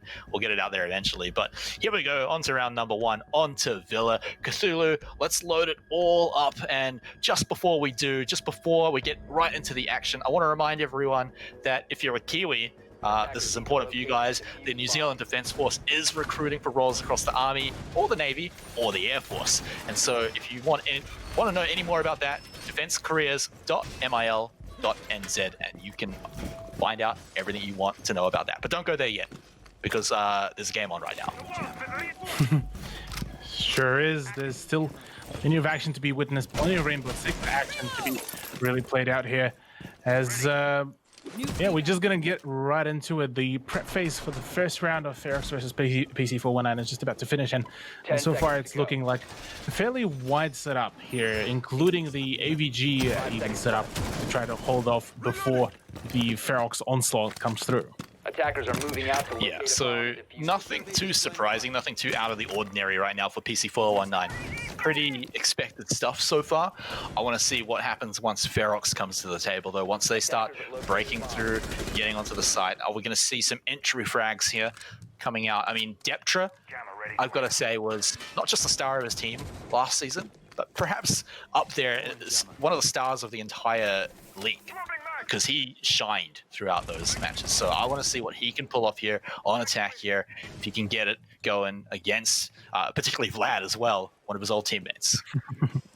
Yeah, this is going to be a whole its own kind of storyline here between these two teams. But the other thing is the fact that this used to be a Fury roster, one of the rather less performing rosters here and there, but after the few pickups, after Todd joining the team, we have been seeing quite a bit of a reinvigoration here. So maybe Ferox might be able to come through with a dub here, but maybe also PC419 could be just a whole one step ahead here of their comparative to their competitors here. Yeah, although a little bit of an awkward start here as Todd has lost a bit of health, and in fact Ferox, oh no, they're going to lose him entirely as he gets downed completely, although stays just alive for long enough as Tesla is actually the one that gets taken out. Todd hanging on by a thread right now.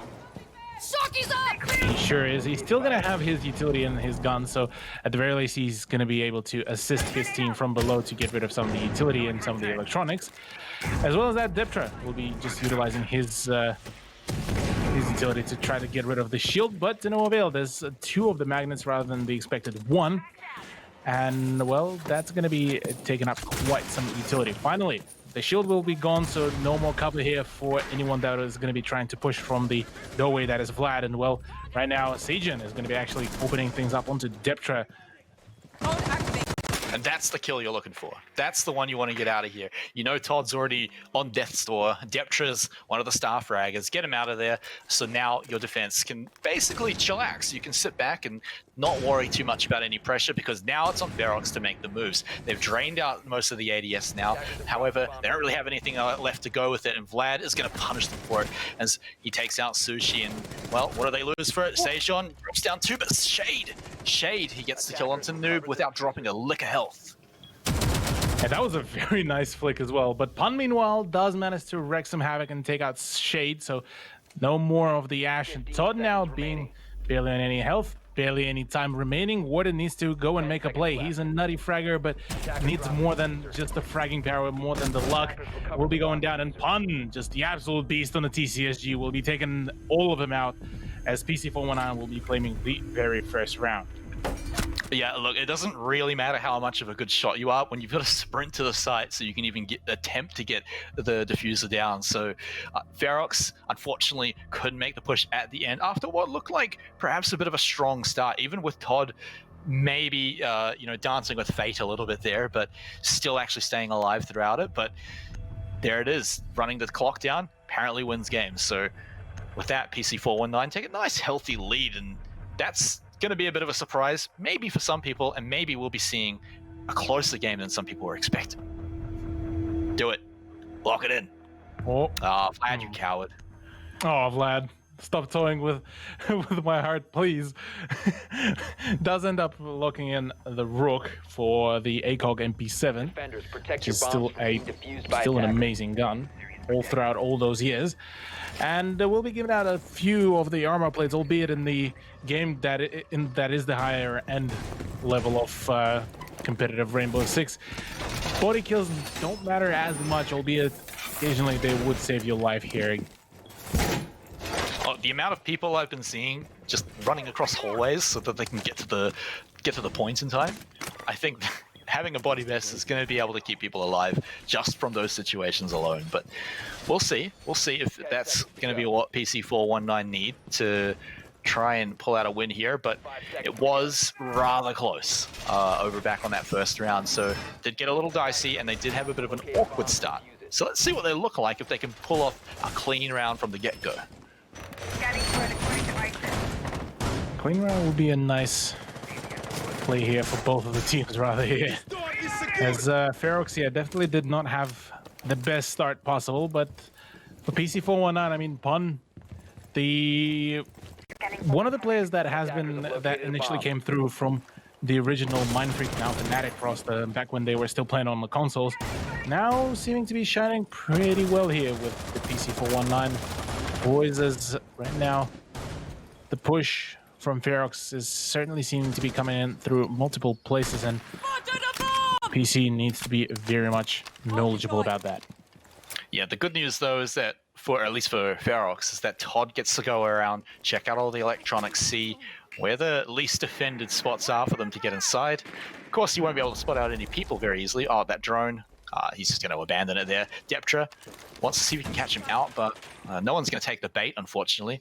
So he's just going to have to try and flush him out the good old-fashioned way, but even that won't be able to get it done. Sting is active.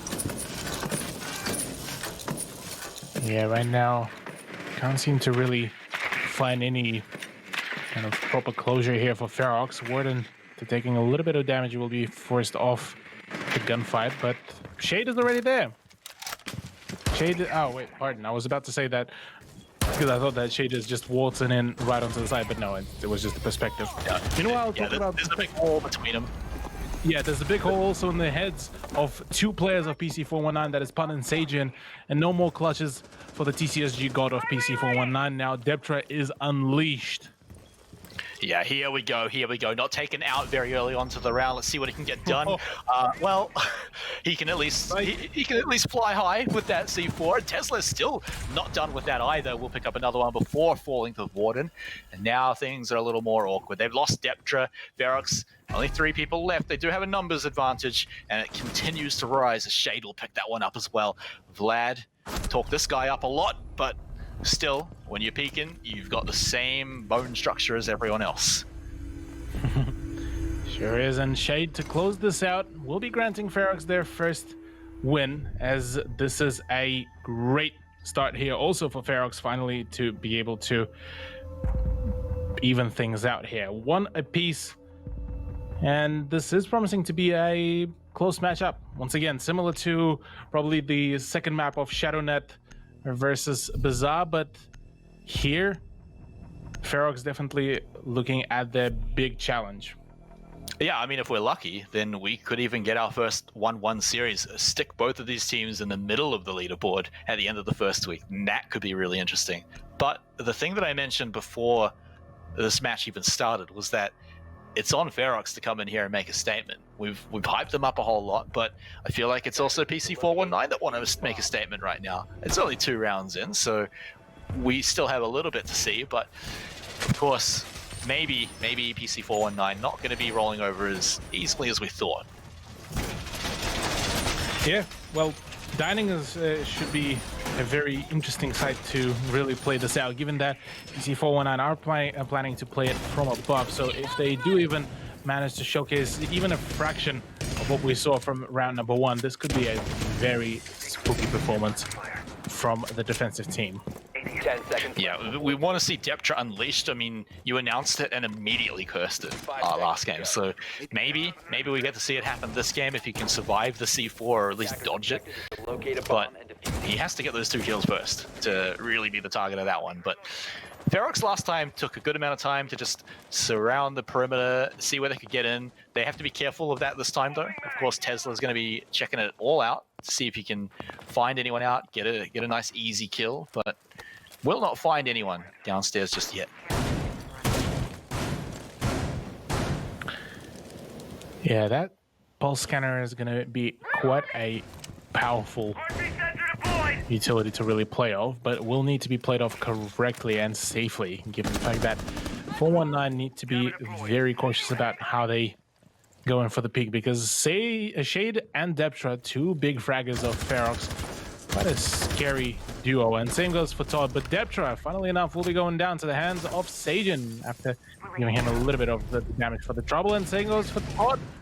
Sajin already on the double kill, and just keeps on losing a little bit more and more health, will be forcing him to fall back to the side with his comrades, and well, that does leave the top floor completely open now for the attack. But after losing 2 of your big fraggers, 2 of the huge amount of utility operators, well, it's going to be a bit of a tough ask for Pharaoh.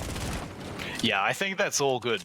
If you're a PC419 Sejon, he's happy with the job that he did. 2 people peeking into him, or then they end up 6 foot deep, right? So he gets the kills, he gets out of there. Yeah, he doesn't have a lot of health to speak of, but he's taken 2 people out, and 2 very important people as well, Deptra particularly. I mean, maybe we can't even keep saying that as he seems to be dying pretty early on in these rounds, but give it a few more rounds, let's see. But this has put Ferox in such a rough position. Tesla is just on a tear with these C4s as well, as he all but secures this round with Sushi on the floor as well. Warden, I hope your fans are praying up to the sky right now for you to pull off a miracle here for the win.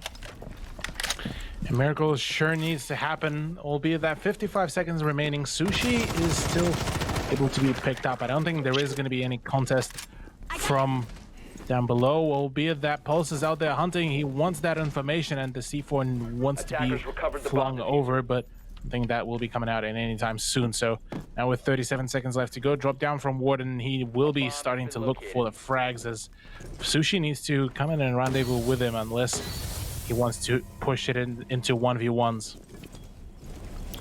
Yeah, well, we've seen Ferox in a position like this before. It's a bit rough. Oh, gets the peak. Sushi already starting things off strong. Gets another one. He doesn't have any health, and he's still doing it. Sushi was dead a few moments ago, and he's already got 2 kills. Now, 10 seconds. They have to go now. This is where PC419 need to strike. They know that Ferox have to be planting. It does end up... Oh, PC419 with the double kill on the C4. Pun does it beautifully. Fantastic C4 placement. Oh my, it landed at just the perfect position where it would deal maximum damage to both the players. That was exactly like just right position. That's like you draw the Venn diagram, and the part where it says kills both is exactly where that C4 landed. Although I think they were both on pretty low health, so they could have landed in a few places. But that said, though, shout out to Pun. Definitely a few other ways he could have won that round, but doing it in style gets my vote. Sure is. We've seen actually quite a whole lot of double C4 kills already today, even from the previous matchup as well. There were more C4 kills in that round than normal kills. Also true. You're not wrong. You're not wrong at all. I think we got a quad kill. Was it a quad C4 kill last season? So I think that's the record to beat right now. We've only got a few double kills so far, but hey, look, that's still pretty good. You can always be stoked with a double C4 kill.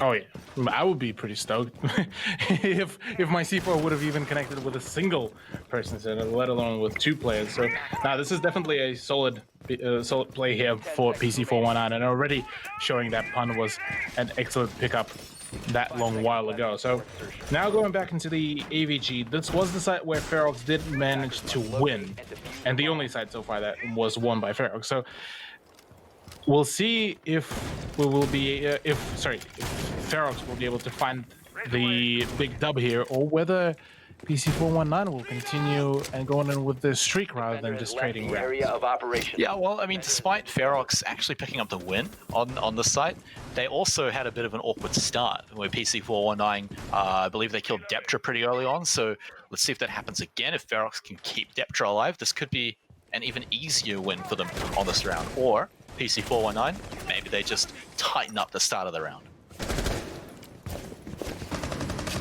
Yeah, we'll get to see that very thing. There's the wide swing. Once again, Deptra is the one that keeps on going down to the same hands. That is Sajin, once again, will be the bane of the Zofia player's existence. And well, in a trade, it's a solid beginning. Tesla gets a pre-play C4, which could be utilized further down the line, but I don't think it will be really used that's hopeful. a lot.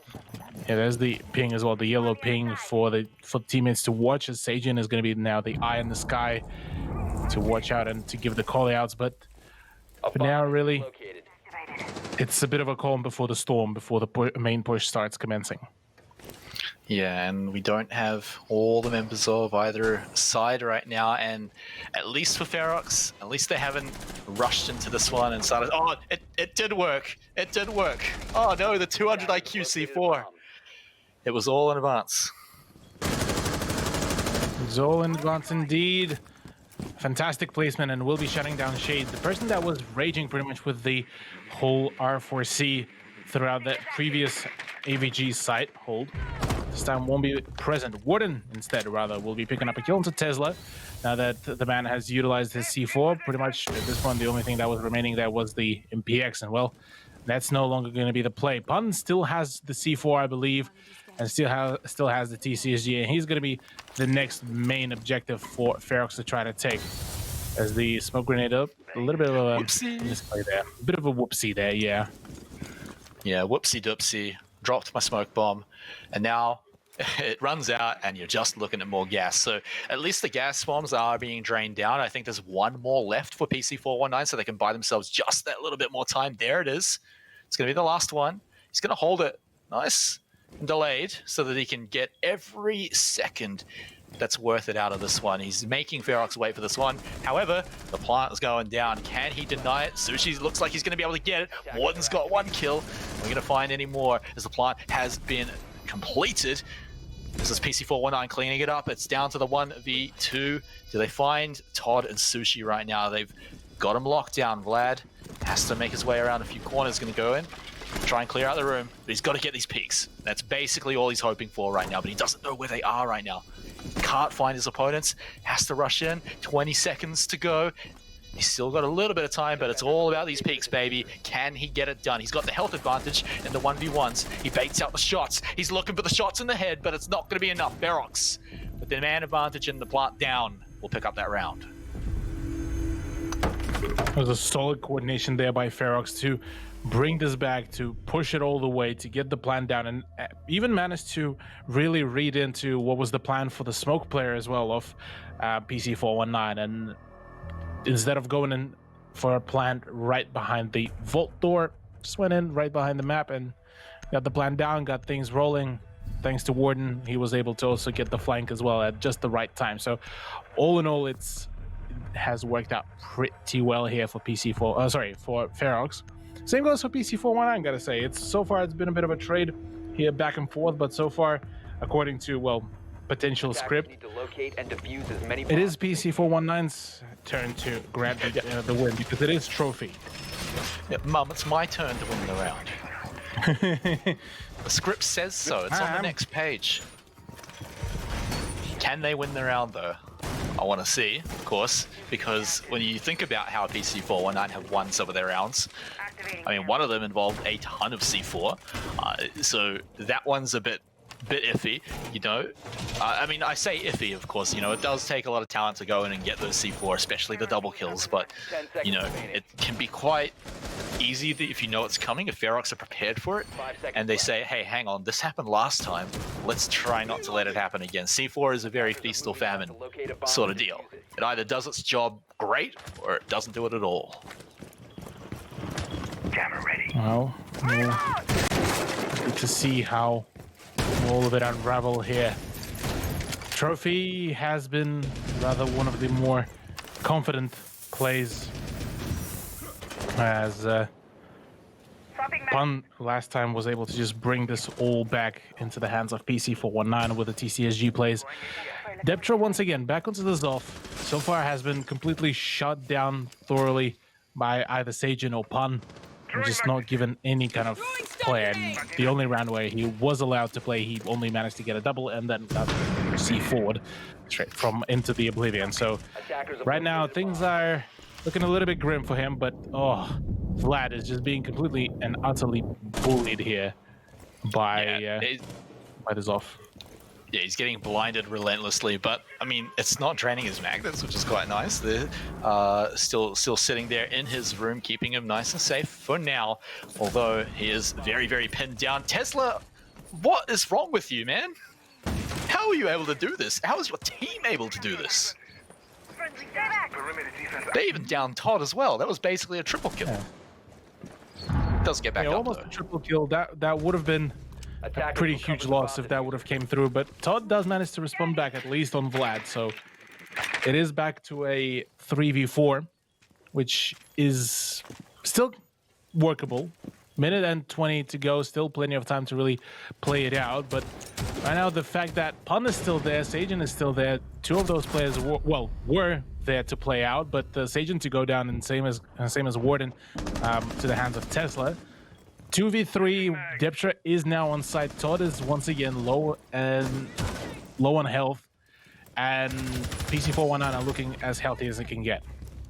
Finally, though, the vengeance has been gained for Deptra and to Tesla, although unfortunately for him, the rest of his team couldn't get it done. PC419 clean up that defense as Ferox rushing in without too much time left at the end of the day. So they'll take that round there, getting close, but I mean, these guys are basically boomers with the amount of C4 kills they've been getting.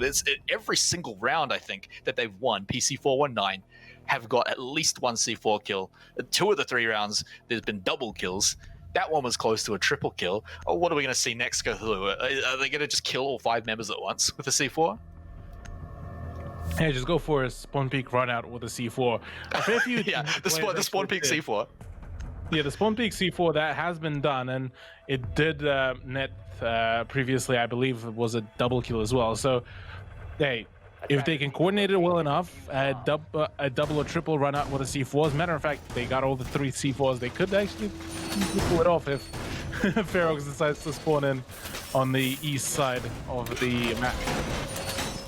Look, if we see a spawn kill C4 at any point in the series, I'm buying you a packet of biscuits, Cthulhu. Because that is... All right, sounds good. I'm keen, all right? What's your favorite packet of biscuits, though?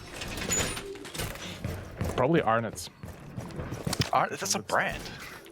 Yeah, but like... It's like say, oh, what's your favorite drink? Oh, beer. Lol. I mean... 10 seconds. Yeah, before it's yes. either the... Well, not the biscuits, but I'd take the shortbread cookies, yeah. we go. Oh, yeah. No, I'm a fan of the Shrewsbury one. You know, the ones with the little raspberry in the middle? They're moving out to Ooh, locate a yes, bomb. those. So, yeah. Maybe I'll get you those, because I think Yeah. you deserve them. Yeah, But only if we see a spawn kill with C4. And all right. that's quite rare. Otherwise, you have Yeah, to buy it's me rare. a packet of biscuits. Oh man. I mean, yeah. I'm planning to go to New World tomorrow anyway, so. All right, well, there we go. It's a done deal, all right? So PC419, it's all in your hands. Maybe Ferox, if they can pull it off on their own defense, but let's get into it. Let's see if they are actually going to get any more C4 kills. Keep your eyes on Tesla. It seems to be the god of C4 right now, but Pun is not far behind either. So these guys, I mean, if you're Ferox, are you just scared of every single wall? Are you scared of every single floor? I think it's rather just the fact that Ferox are trying to force their momentum here and force their playstyle with white swinging and peeking everything. And it's not particularly working out. And that very thing is what is seeming to be hurting them quite substantially. Because if not for that, if, say, PC419 would have played a bit more passively, then we would have seen a completely different turnaround. But no, playing so up close with the doorway just punishes Shade straight on. But so does Deptra onto Vlad, as he'll be shutting down the smoke player. And that is one of the big plant denials gone, but not the remainder of the PC419 rosters. There's 3 C4s still remaining. Yeah, you know what's better than smoke for plant denial? C4 apparently for PC419. They can probably get 1 kill in. Let's just take a look and see. But getting the smoke, yes, this is actually a really good thing right now, because we saw them tied up with the time before. PC419 even draining a lot of time with the smoke before. Taking it out nice and early is just one of the best feelings when you're on the attacking side. So they see that they can move back and try and take a few different approaches. You've got Deptra over here kind of on his own to try and find a few kills. See if he can peek out, get him out of position here, but unfortunately there's not anyone down there and he doesn't get it. But Tesla, I mean, to keep the streak up, will get another C4 kill onto Todd. At this point, Port Todd will be a little bit feeling tilted given the fact that he's the IQ. He should be the one tracking those C4s in the electronics, and he's the one being denied. Thankfully, though, Deptra was the one that was able to get a trade, at least on Sajin. But there's still the Pun Menace, the Punisher. He's still there with the TCSG and ready to blast things off.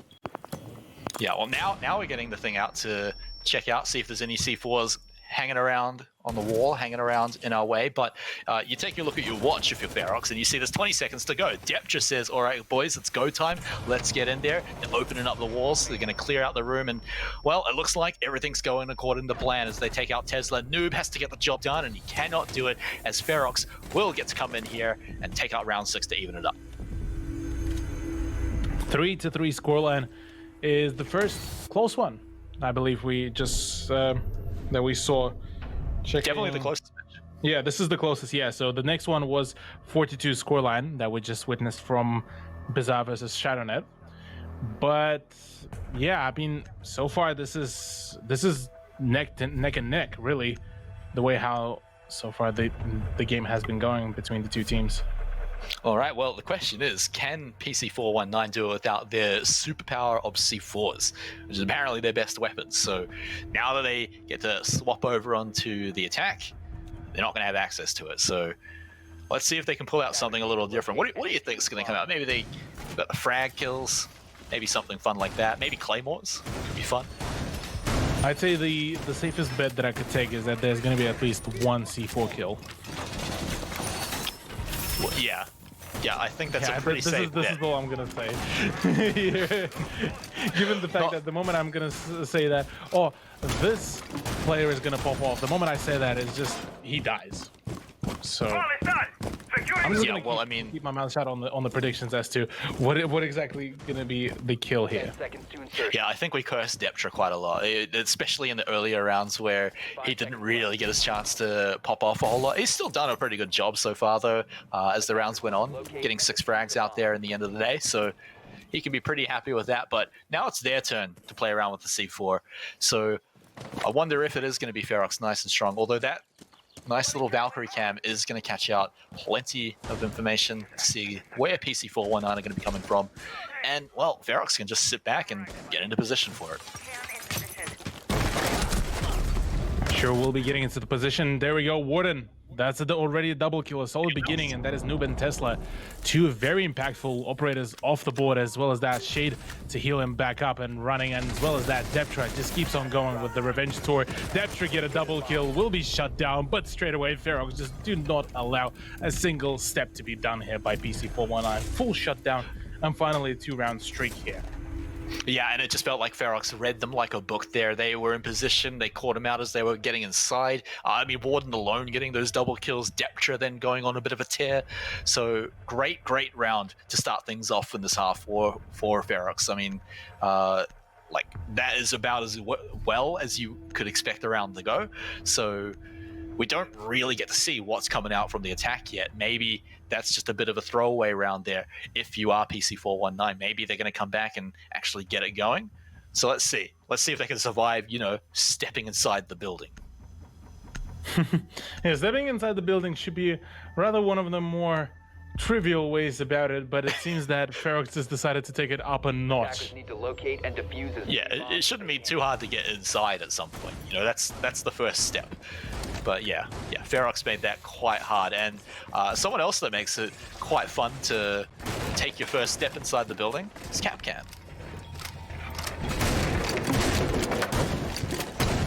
We'll see. Yeah, the Capcan is definitely a bit of a out there pig, but that's the beauty of Capcan as well. The less you see him, the less you expect his traps, and well, this is where his traps are going to be dealing the most amount of damage. And he brings the C4. And So he why brings not? the C4 as well, yeah. Why not? And his gun is a literal laser beam of death. 5 seconds. Exactly. And when you're looking for a weapon to defend the point, a literal laser beam of death doesn't go too badly in the hands of Deptra especially. So he'll be pretty stoked with that. But yes, there's going to be a whole lot of messiness if you're PC419 to get through right now. You got to get through all the Capcan traps. That's going to be super annoying. Then, of course, the standard drains of the ADS and the magnets that you're going to have to deal with too. So expect for this round maybe PC419 actually having a bit of trouble at least getting inside towards these points. Yeah, PC419 now starting to make the move. Vlad this time is the one to take the reins of the Attackers have located a bomb. IQ and try to utilize her to her fullest extent. As the main approach here is just to take control of the trophy statuary and then rendezvous with Noob and then go in for the push from there. But that C4 did deal quite some damage there. Pardon, that's not the C4, that's the Capcan trap. First one to explode, and that is minus 60% health as well of Sajan's health pool here straight away. Yeah, and with the amount of C4s as well, just the splash damage. Oh, that's going to be enough though. A headshot, that's all you need to take someone out. Deptra going to be stoked with that one. Who cares about the Capcan trap? Tesla will continue the tear though to even it up, taking out Warden now. So things are looking a little bit even. They're okay with that so far. Can they continue it on though? Can they make a few more steps towards the sites right now? Because around every corner there's a potential for those traps. Activating drone. And traps are going to be everywhere here, and well, it is a scary thought to think about, given that, well, for PC419, already losing a single person to a Capcan is not the best case scenario, albeit Warden did finally get traded out, so this is already a great turnout, but they need more. They want more. They will be thirsting for more of it. C4 is still in the pockets of Deptra as he's just holding a very tight angle here from the aviator doorway straight onto the stairs as well. Well, for now, it's a bit of a slugfest here between the two teams. A calm before the storm, you could call it. as Todd gets into a bit of a gunfight here on the 90-degree hallway. Yeah, Todd's a little bit trapped there, but the clock is getting closer now because Ferox, well, they've run it down, and they're pretty happy with that. Deptra has been able to fall back a little bit further. He's still, like you said, got that C4, but won't be able to throw it out, at least for Todd, who's been taken out now. So now we might have to rely on that. 27 seconds to go. Plenty of smoke left, by the way, so they can buy that time. This is going to be all on PC419 to rush in and get the kills. Tesla looked like he was getting it going, but Shade will down Vlad. He's got to get the 1v3 done, though. Although, he may just be able to buy a little bit of time if he can deny the plant, if he can deny the defuse. That's what they're looking for. Can he find it out? Has to make sure he stays alive here, but it is going to go down. And no, he stops it. He stopped it not just in time, so he didn't actually stop it. That was too close for even me to call. Yeah, that was quite close there, but unfortunately for Ferox, that's not the case. Pun is the one that saves the day once again, as we are going to be continuing the draw series once again, back to a 4-4 scoreline, but this time potentially Ferox might be the ones to be leading the charge, at least in the point scoring, but who knows? We'll see in just a few more rounds, as we are on round 9. And we are getting, I believe we are going to be playing the full regulation of the rounds as well. That is correct. So now going into this one, no, I mean, not yet. Yeah, not yet. We still can be play out like in 11 rounds if one of the teams ends up going on a 3-round streak. Sorry, just wanted to correct myself. All right. Well, I'm glad you're here. We've always got to have someone to correct themselves. Don't worry, that's why you're here. We get the big brains on the show. Now, Mr. Big Brain, let's talk about this round here. We've got 4 rounds apiece. This is the closest match we've seen this week between potentially 2 of the front runners of the entire season. And now, what are they going to pull out here? I mean, PC419 have had some pretty sick attacks so far, but we haven't seen all that they can bring to these attack rounds just yet. And I want to see maybe a few rounds without any C4 kills. I love a C4 kill, but let's see if people can survive them this time. It could very much happen. The main pressure here right now from PC419's side is on Tesla and Pun. Those are the 2 players that were pretty much saving the day on multiple occasions. And if not for them, the scoreline could have possibly been already something across the lines of 6-2, if not already on 7th point. But thanks to them, thanks to those heroes of PC419, they were able to prolong the game just a little bit more and push PC419 on to the same odds as Ferox, gaining potentially the win here. Yeah, it's going to be a real tense one right now. Both teams really wanted to come in to make this statement for sure. I mean, we, again, hyped up Ferox a whole lot on how they want to come in here, get that 2-0. But PC419, I think, have very quickly said, hey, that's probably not going to happen. You're going to have to work very hard for it. And now they're continuing to make that happen here. PC419 certainly primed to have a pretty good attack round here, but Ferox, once again, have changed their operators a little bit, so there aren't going to be any traps, but hang on. Warden, keep your eyes on that window, mate. There's definitely someone there. He saw a leg, and he knows. He even got a few shots out there, but that leg very quickly climbed up onto the roof. It does decide to fall back a little bit, or just play a little bit carefully on his position here. Sajin, meanwhile, gets denied his drone. I believe the shield has been exploded, and Shade is the one to kick things off to draw the first blood in this round onto Tesla, and that is the top fragger of PC419. Up next is Pun, then Sajin on the priority list here for all the Ferox players. And right now, Vlad's position here is going to be quite powerful, given that he already knows the position of the Womai, but there's a ballistic shield there to be played off, and he does not have any utility to really deal with it just yet. Yeah, and there's even barbed wire in the way, which is a little bit more annoying too, so won't be able to find that. Sage is going to be looking to enter this room, and again, that time, again, forget the time, look at the C4 kills, they're back. Sushi picking that one up, and I feel like with the kills that followed, Ferox may be able to pick this one up. Pun may have the diffuser, but he doesn't have any teammates, and that is an advantage Ferox will happily take, and they'll take the round 2. Take the round 2, indeed. 5-4 scoreline once again. Trophy, the site that was one of their rather less preferred sites really to play on attack, now this time has been quite successful. So we'll be seeing them advance further on. Now onto AVG. That is the side that so far has been won by PC419, but only by a second. Was incredibly close.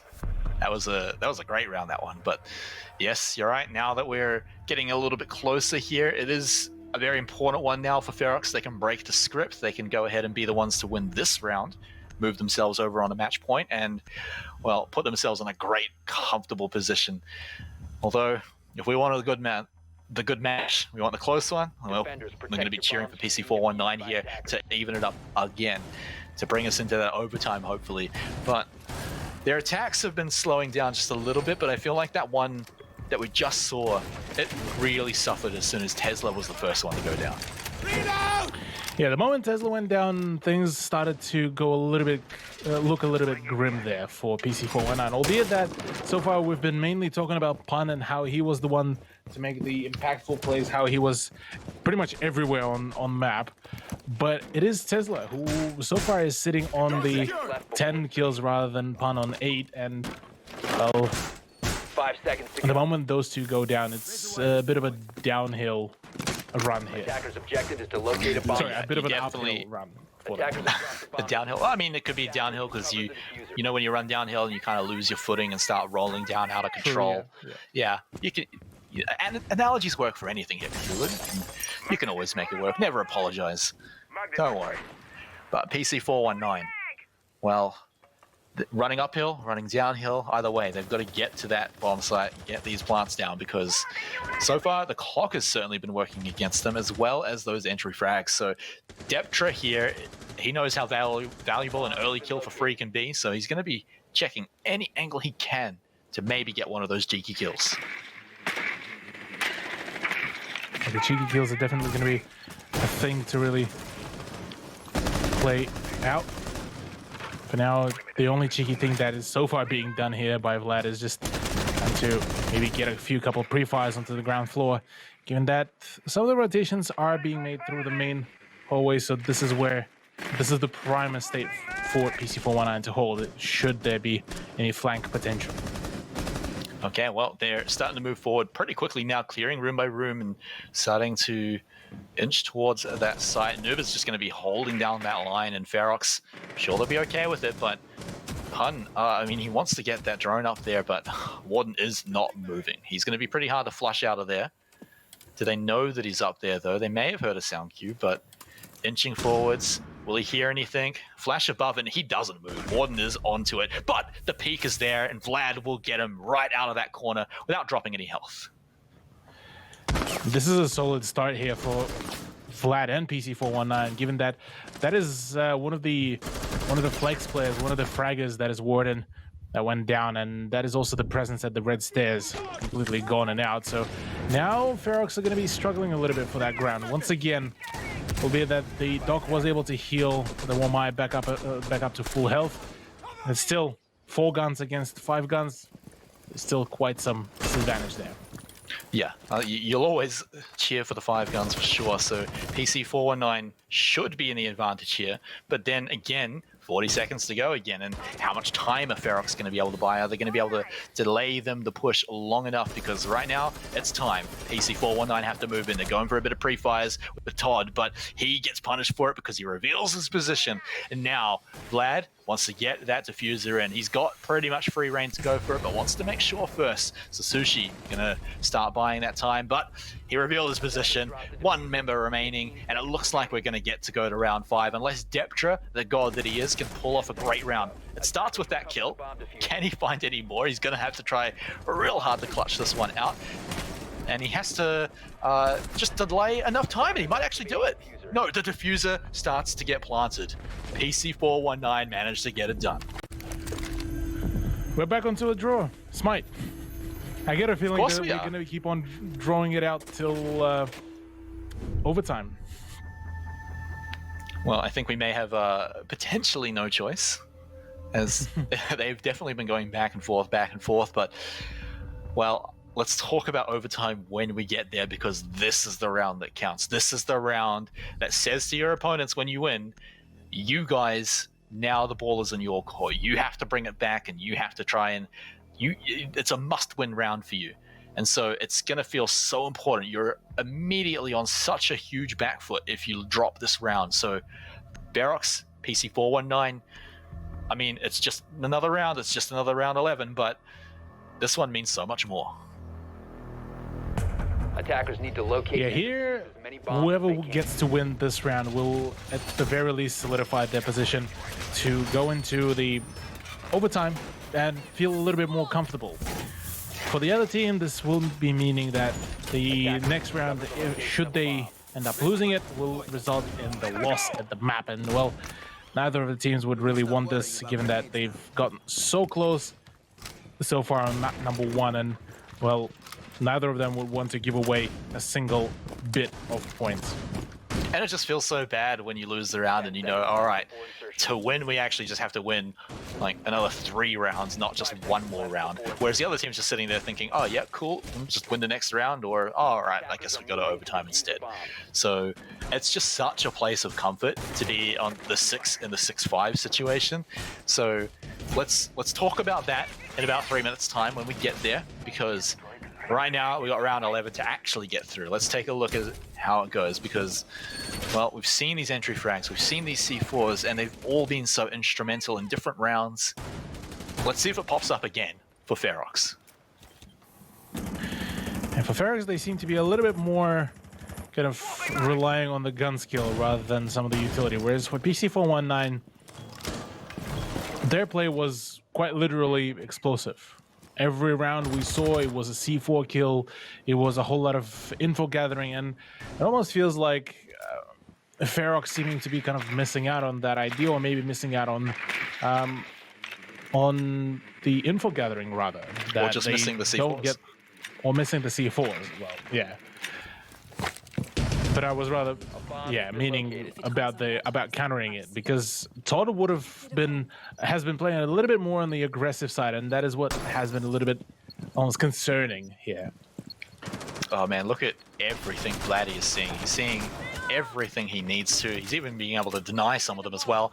Has to be a little careful, doesn't want to get shot through the floor, but he's feeling pretty confident about it right now and clearing out this bomb site right now. This is getting him plenty of value right now for his team. So PC419 is certainly setting up for the second half of this round to be a pretty good push right now with everything that they need. They're denying plenty of the utility on the side of Ferox. And we were just saying, they're definitely keen to make these gunfights, and Noob is going to be the one to start it off, and he gets Deptra, and they're not done just yet. Vlad will get Warden as well, and now it's a 5v3. This is the position PC419 want to be in. This is exactly what they were needing, and those frags, I mean, Noob doesn't stop there. He just continued the rage there. Shade finds the shot though onto Tesla, so at the very least it won't be a flawless round. But right now Ferox are not looking for just denying the flawless round. They want to find the point here, and well, for them right now this is almost near impossible. 4v2 could work out, as that was a little bit of a jump scare, quite literally, for Shade, and does find I jumped in my seat. This off. Yeah, that was a little bit scary. But for Todd and Shade, they need to be very flexible in their rotations. Both of them are 3 armor and 1 speed, so they need to be extra cautious when they go in for the steps, because each and every one of the attackers will hear their footsteps. Yeah, they don't have a whole lot of utility, but they may not need it, as they are just getting dropped down right now. Shade picks up 1 kill, and Todd will pick up the other one. They might be doing it. Ferox with only 6 seconds to go. They have to buy a little more time, and they do it. They do it. They pick up the kill, and they pick up the round. Match point. Okay, match point here for Ferox.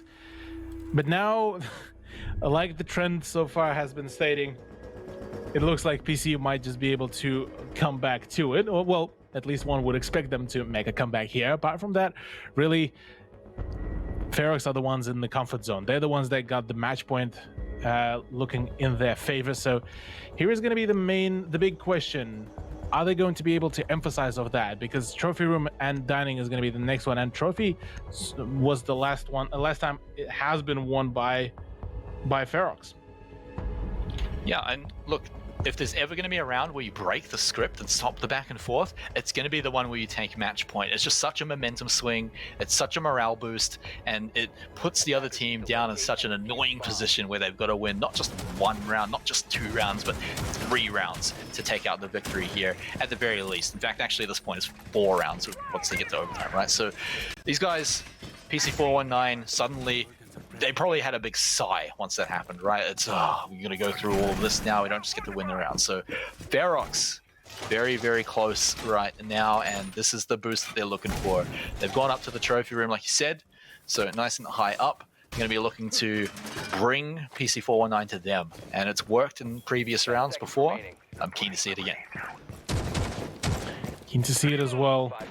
This was a very close round back then, but Ferox were able to bring this back in their favor. Interesting setup there for Shade, even with the fact that he won't be technically playing, at least yet, in that position. Door is barricaded! And instead, yeah, just gonna quickly reinforce. So more and more teams are actually starting to go for just more of the doorway reinforcements to even just slow down by a single second, or give some of the sound cues rather to their teammates rather than the relying on footsteps, which is something that I haven't seen for a while. Sajin, no, hello? that's not the enemy. Sajin, that's your IQ. Oh no. Well, this is by far the worst round to have that happen in. We're not exactly sure how it happened, but if there's a way to bring it back, though, Tesla is going to be the man to do it. So at least they can bring it back to the 4v4 with him getting that kill for free. Nothing really lost for it, not even a point of health. So that at least keeps PC419 here. But, oh man, they cannot afford to be tilting from that team kill right now. They've got to just hold it steady, and hold it steady they do. Sejon picking up with that kill as well. They've got so much time to go in and get the 3-man defending team taken care of, and if you can get that peek around the corner, it can make it to, oh no, that's not where you wanted to drop it. Sure is. Sajin looking at finding maybe one more kill, but so far Ferox were able to prove during the previous round that they are able to pretty much come back from a man deficit. So right now the rotation actually going to be starting to come through. Pan and Sajin are the ones to go down potentially to the ground floor, and it is Deptra that is awaiting for the ground floor push. Meanwhile, Todd and Warden are going to be the ones on the top floor. Deptra still has the C4 on him, so he can do some damage. There's the C4 being ripped and thrown out. Sajin be finding yet another one. That is Warden. 2 players remaining and only one that is currently on site. So now Todd needs to be very cautious about where he's going to be positioning himself, because right now the gunfights could be everything. Deptra does find the shot into Sajin and will be shutting him down pretty promptly, taking a little bit of damage. But oh, a bit of a mistimed Vault. Noob does gets the frag, and well, now the planter will be planted, as Tesla will be given the easy plant there with completely denied. But no, getting off the plant, Tesla is the one that will be just getting the frag himself and pushing it into the overtime. Hey, he does everything, you know, just another day at work, get the plant down, get there, get the frag, and get the round for your team as well. So PC419, we thought it was a bit of a disaster there after that team kill, but luckily they do bring it back. The team managing to hold strong and push through and bring it over to overtime right now. So Cthulhu, our first overtime of the season. Sure is, and boy oh boy, what a treat so far it has been. A back and forth game between the two teams. It's always a nail biter to think and to try to figure out which team will be the one to come out victorious here. But AVG is going to be the first one to be played out during the overtime, and it is going to be Ferox that will be attempting to defend. Attackers need to locate. And so far, I mean, look, it's been even back and forth in all of the rounds, so both teams are pretty comfortable on each side right now. So no team really has a specific advantage over the other one by getting more rounds on defense or attack. So right now it is really just going to come down to the execution of the gunfights, and maybe a jukey we get a bit of C4. Yeah, C4 has been a little bit of a lackluster performance here on the side of Ferox. There was a few attempts here and there, but not as explosive as PC419 utilized it. Yes, well, maybe this is the round to do it. Maybe this is where it comes out. They've Position device. only got one though, and it's going to be all on Shade to pick up that C4 kill, if that's the way they want to go about it. But the man we got to talk about though, so far has seemed to have been Deptra throughout a lot of these gunfights, but not always the one to bring the round back, right? He's not always the one to clutch it out. Sometimes that actually goes over to Shade, sometimes Warden as well, but even Sushi's had his moments. So I like the clutch ability coming out from Ferox. They don't fold under pressure. We've seen it in a few rounds. PC419, I mean, they're in the same position right now. They've just got to get this one done. Of course, overtime now means that each round certainly counts for a whole lot. A bomb has been located. Yeah, this time each and every death, each and every frag will be the one that will be counting in. For as Warden is just gliding across that landing, I believe, without moving his legs, which is always a treat What, to can't see. you do that? Is that not how you walk? Yeah, you just phase yourself across across the area. And talking about phasing, though, Asian is about to phase some bullets into one of the defenders' bodies, but not just yet, maybe. Oh, but Noob though did spot someone out. Oh, is that a head he sees? Is that a little cheeky little helmet? Does he actually see it? Yeah, I think this is a helmet. Surely. Like, is he? Surely he knows, but he's not going to go for it. Is it camouflaged? Is it the same color? It's moved now. Okay, now you got to see it. Now that helmet's moving.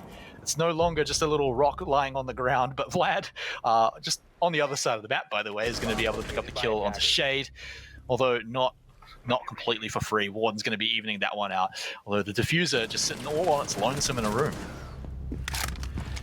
Yeah, diffuser is just going to be dropped out. It's almost like a kid being like, "Yep, kid, hold up. We're just going to quickly deal with some issues here." Is PC419 hold my baby. The wipeout? Yeah, just hold my baby while I go. While I go do the work. As PC419 did start doing the work. 3 members of Ferox already down, all down to Sushi and Todd, and they're not looking like they're in a comfortable position, given it's a 4v2, and yeah. This might be looking tough out here. We have called this before, and Ferox have clutched it out before, and Sushi and Todd have definitely been some of the members to do it before too. Sushi on that smoke, he's going to be able to buy a little bit of time. There are only 30 seconds to go. I'm not sure. He's still got 2 gases left. That's going to buy plenty of time as long as he doesn't get into too much of a compromised position. They may be able to deny some plants, but PC419 are going to have to move in and start getting the plant down. They've got the diffuser. Todd, though, has lost a bit of health, so maybe they can make this one work. They're still going to go for this firefight, but Noob himself has lost a bit of health. 9 seconds. Where's the plant? Vlad has started it going down. There's the deny, but he's completely out of the gas right now. We'll be able to complete it down, and PC419 take the first round in overtime. Yeah, this time it is PC419 that continuing that is going to pull off the dual round streak. First it was Ferox on the side switch, and now it's PC419 that will be continuing their push. Now it's their turn to defend, and on trophy it was PC419's win. So might be the round where we're going to see it all finish. Yeah, this is just one more round that they need to get done, and the rounds that they did win on defense looked pretty solid, so it has been a little bit of a while. It has been some time since they've been on that defense, so question is, how much of the memory of all of those C4 kills is still fresh for Ferox? Are they going to be remembering it, or are they going to have a moment where they have a lapse of judgment, where they just forget? And that C4 pops in, and that's the crucial mistake. That's the window that PC419 are looking for. And the window of the opportunity is the one that has been so far been opening and closing a whole lot of times, really, so far between 2 teams. So far, sometimes it's Ferox, sometimes it's PC419, but this is the time where it seems that it's time for PC419 to shine. So far, they feel full-on activated. Sagian and Tesla already on double digits, whereas on the side of Ferox, well, actually 3 players are in double digits: Shade, Deptra, and Warden. But it seems that just they can't seem to find that final closure, that final win, that those final kills on a fair few of these rounds, and that continuous battle is it's quite something. All right, well, potentially the final round here as we're on match point for PC419. Ferox are starting to move in. We can see them all moving in a pretty big group over originally, so they're going to be looking to start doing this all together here. They're taking it all pretty much one corner, still droning it all out, but they'll have a few members just off to the side, so not entirely all in the same space. Shade and Tesla may have a little bit of a confrontation down here. Oh man, if you just listen a little closely, maybe you'd hear the apparently 100% silent footsteps while you're walking, but here we go. Shade around the corner, Tesla around the corner. They're still not going to find each other just yet. Oh my god, this is the most ridiculous game of hide and seek. Meanwhile, Todd's lost some of his health, but I want to watch this. Are they going to find each other? This is ridiculous. But no, it hasn't happened just yet. I think Shade knows about the angle, or rather it's Tesla that is quite knowledgeable about the position of the Ash player. Just goes in for the full swing, gets the pre-fire, gets the job done, and goes away. And that is about as well as it could go for PC419. They are stoked with that. They got a kill for free. Now they can just move in and hold the point, hold the important areas, hold these lines. And you can see Deptra, I mean, he's on his own. He's trying to find his way in. He's going to go down and look for Tesla as well, but still just going to be surviving for now. So Ferox looks like they're going to regroup and see what they can do about a 4v5 push. Yeah, 4v5 is still very much comebackable here for Ferox. The only thing they do need to start working on is getting rid of Tesla, who's currently downstairs, and well, his position is going to be extremely powerful, because the moment the push is going to start coming through, that's where Tesla will be able to use his C4 and pretty much thwart the whole push. That's still yet to be decided. Hello, plentiful amount of information being gathered as Deptra is going to try to go in for the peek and for the push, as well as Warden. His utility has been fully extinguished, and he's now pretty much a fragging machine. Well, this is the time, potentially the final 40 seconds here of this map. Ferox about to push in. Keep your eyes and ears open for Tesla down below with that C4. He's definitely going to be hunting for it for sure. Sajon as well has been holding this line for a long, long time. And on this defense, there's no smoke to buy them a ton of time, but 20 seconds isn't a ton of time. They don't need to buy very much, and you can see below Tesla still hunting, still looking. Vlad will pick up that kill as well. This should be all that PC419 need, as Vlad picks up even more kills, and it continues. The triple kill. Is he going to look for the quad? It doesn't even matter. He doesn't even need it. Sajon can pick it up to get the flawless round and the win for PC419. My goodness, that was a dominant round, and massive congratulations to PC419 to really pull it off. An 8-6 on the first overtime that we so far witnessed. Smite, this has been so far an absolute bomb burner of a matchup, but something tells me that there's something about the map picks of the first team to pick them that it seems to be losing out. Yeah, so just don't pick the first map. Or just don't pick a map, and then you can't lose, right? But we get to go to a very fun map next, Cthulhu. After this, we get to go to Oregon, and that's going to be PC419's pick. And I'm so keen to get into it that I'm not going to waste too much more time, because we are, that map did take a bit of time, so let's try and get it up to the next one very, very soon. After this break, we're going to be back with Oregon.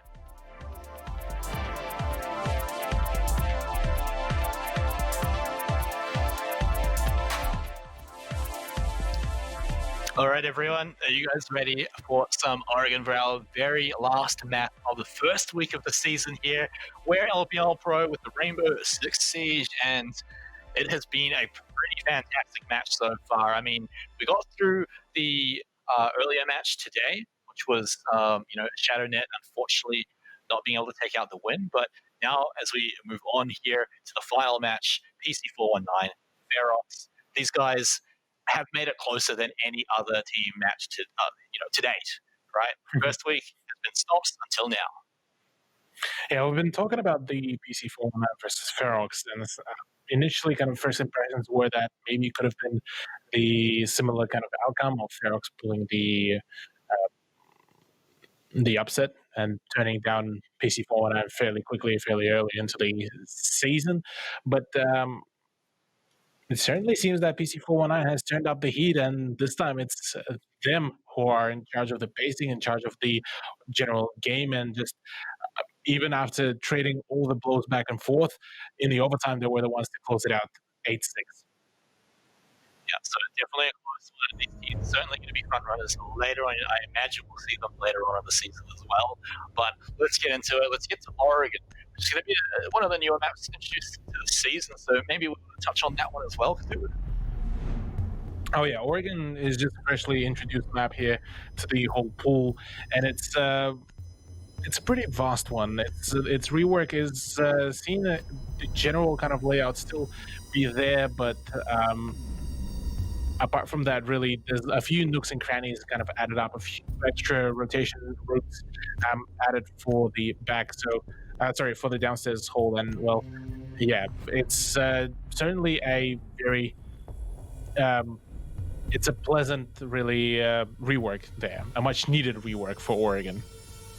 Yeah, for sure. And it's been a very fun map to play on as well. But now we get to see some of the best teams play on it today, and in basically the closest fashion that we can possibly get. So I hope you guys, if you're fans of either of these teams, or maybe you just love Rainbow Six, strap up and get ready for a really good run here. I mean, look, we just had a map that went to the first overtime we've had, but Oregon here might be able to pull out the stops as well. So, of course, this one we're going to swap up things, and it's going to be Ferox on defense first. So let's see what they can pull out here. Of course, teams love being on defense first. They usually pick it. So I'm keen to see if they can maybe break the habit that they did in map 1, where they went back and forth in terms of the rounds. Yeah, we'll have to see how things will go out from here. But yeah, for Ferox, they have already had the pace setting set up for them, given that, well, they did the second half of Villa on the defense, but on the side of PC419, they're also all warmed up. Matter of fact, they're going to be coming off a massive hype wave after winning out the first map, and they will be quite ecstatic to, at the very least, secure a single point for themselves. But what is also quite exciting is the fact that Tesla, the top fragger of PC419, is going to be bringing in the Iana once again. Brand new player, brand new map. Yeah, we got a bit of a taste of that in the earlier match, but now we finally get to see it coming out in PC419 against Ferox. Now, Tesla, he's going to be able to use this hologram as basically a bit of a rechargeable drone for a ton of scouting information, but maybe a little bit of baiting potential as well. 5 seconds. Yeah, the baiting potential is most certainly going to be there. I mean, with Iana, there's pretty much the sky is the limit with how you want to play her. Play her hologram, play her utility, play her guns, matter of fact. So yeah, there's quite a few ways about it. So we'll get to see how things will work out here for PC419. Interestingly enough, Sushi actually picked up the ACS-12 that has seen a bit of a rework. Now it's a slug shotgun. So at the very least, if you are good with your aim, if you are true with the aim, you can sit at the have some long-range gunfights, and that is also the spot that I absolutely love. I described it. I've made a video about it. Yeah, that you can actually hold a very tight angle, and you will be pretty safe because those metal sheets are going to be pretty much impossible to penetrate.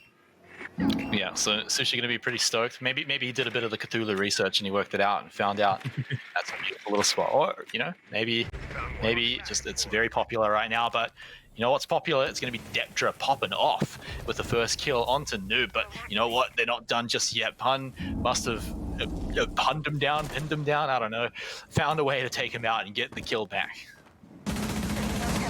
Yeah, Pun finding a refrag there onto Deptra is a solid start, given the fact that, yeah, the early loss of Noob is not what you want particularly from the get-go, but as long as you trade, that's all that works, really. Tesla does call out the position of one of the proximity alarms, which could potentially give away some of the plans that PC419 might have. But Vlad's push here could throw a spanner in the works of Ferox. Yeah, so definitely gonna have to be careful if you're Ferox moving around. Vlad has got his little sight lines down, currently just droning out, making sure that he can check out who's in what room, if you can go in for any peeks, any pre-fires, but just going to be shooting out all the remaining gadgets. With 1 minute to go right now, they've still got enough time to make the final plan. There's not a huge amount left for Ferox to start denying time. They're going to mostly rely on Shade, throwing out those gases.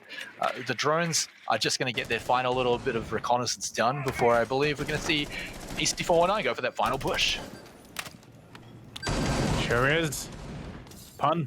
Now going to be already, I believe, just made the breach. Yes, he did.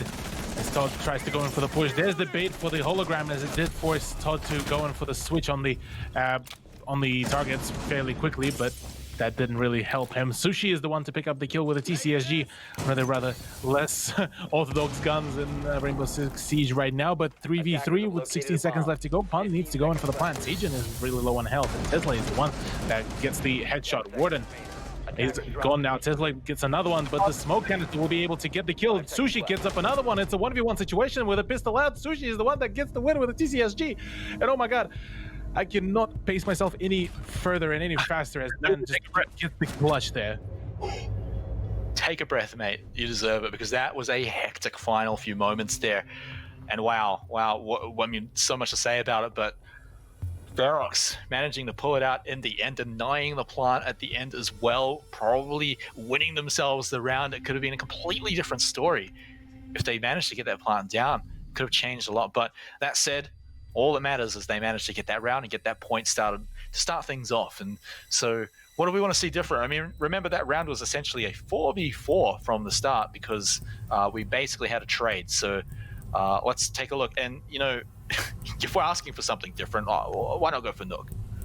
Yeah, Nook is actually, I reckon Nook is going to thrive on Oregon, just because there's, first of all, well, there's a great variety of ways to enter the building. That's one. Two, Nook's ability is going to help her hide that push. And for once, for the downstairs push, there's a few ways to actually make an entry.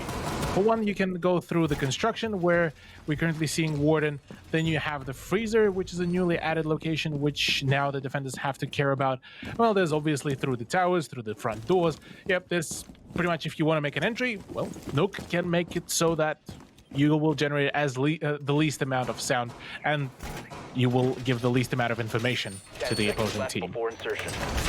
Well, that's a lot to put on Tesla if you can get it done, but we have seen Tesla get a lot done back over on map 1. So look, I'm keen to see what he can pull out. He's already pulled out 2 kills despite losing the round, so he's already having a decent round so far. So it may be all up on him to see if he can pull in and get that Nook play off. I'm keen to see if it works, but Ferox, are they going to catch him out? Remember, they got the opening frag in the last round. Yeah, they were the ones that opened up the frag count, but generally, it's a bit of still a 50-50 coin toss and which way it's going to go. Usually, if a team is very heavily momentum-based, then yes, the moment you start losing your players, that's where you start falling apart. But for Ferox, it definitely doesn't look like that way. Warden has been thrown down, I believe. Warden? Okay, Warden decides to still forfeit his position and fall back, although I'm not sure whether he's knowledgeable that he's being currently hunted. Tesla is the one that is making an entry with a Nook and utilizing her Hell gadget to mask her from the cameras and hide her footsteps as she manages to... Oh, the timing! Warden is going to be completely cool. It's about the peek, and there's the peek, there's the push, and, well, there's the frag as well. Nicely done by Tesla to secure the very first frag, as that is the roamer, that is the Ella off board.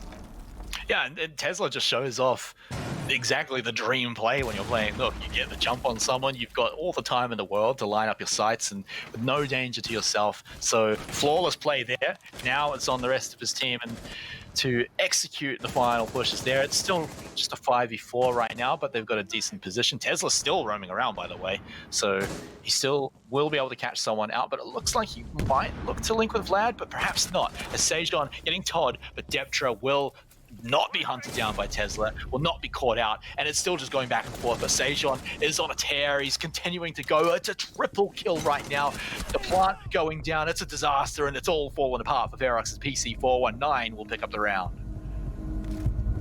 man, it seems that we are gonna go back to just both teams trading blows left, right, and center here as the downstairs side, the side that actually back at the original Oregon was one of the most hardest sides to really even push or even to bother pushing. Now is considered and completely considered not so hard to really push, and completely debunked by PC419 there. Yeah, so I mean, look, we joke about the script, but it's actually getting a bit of a joke right now. They are just going back and forth.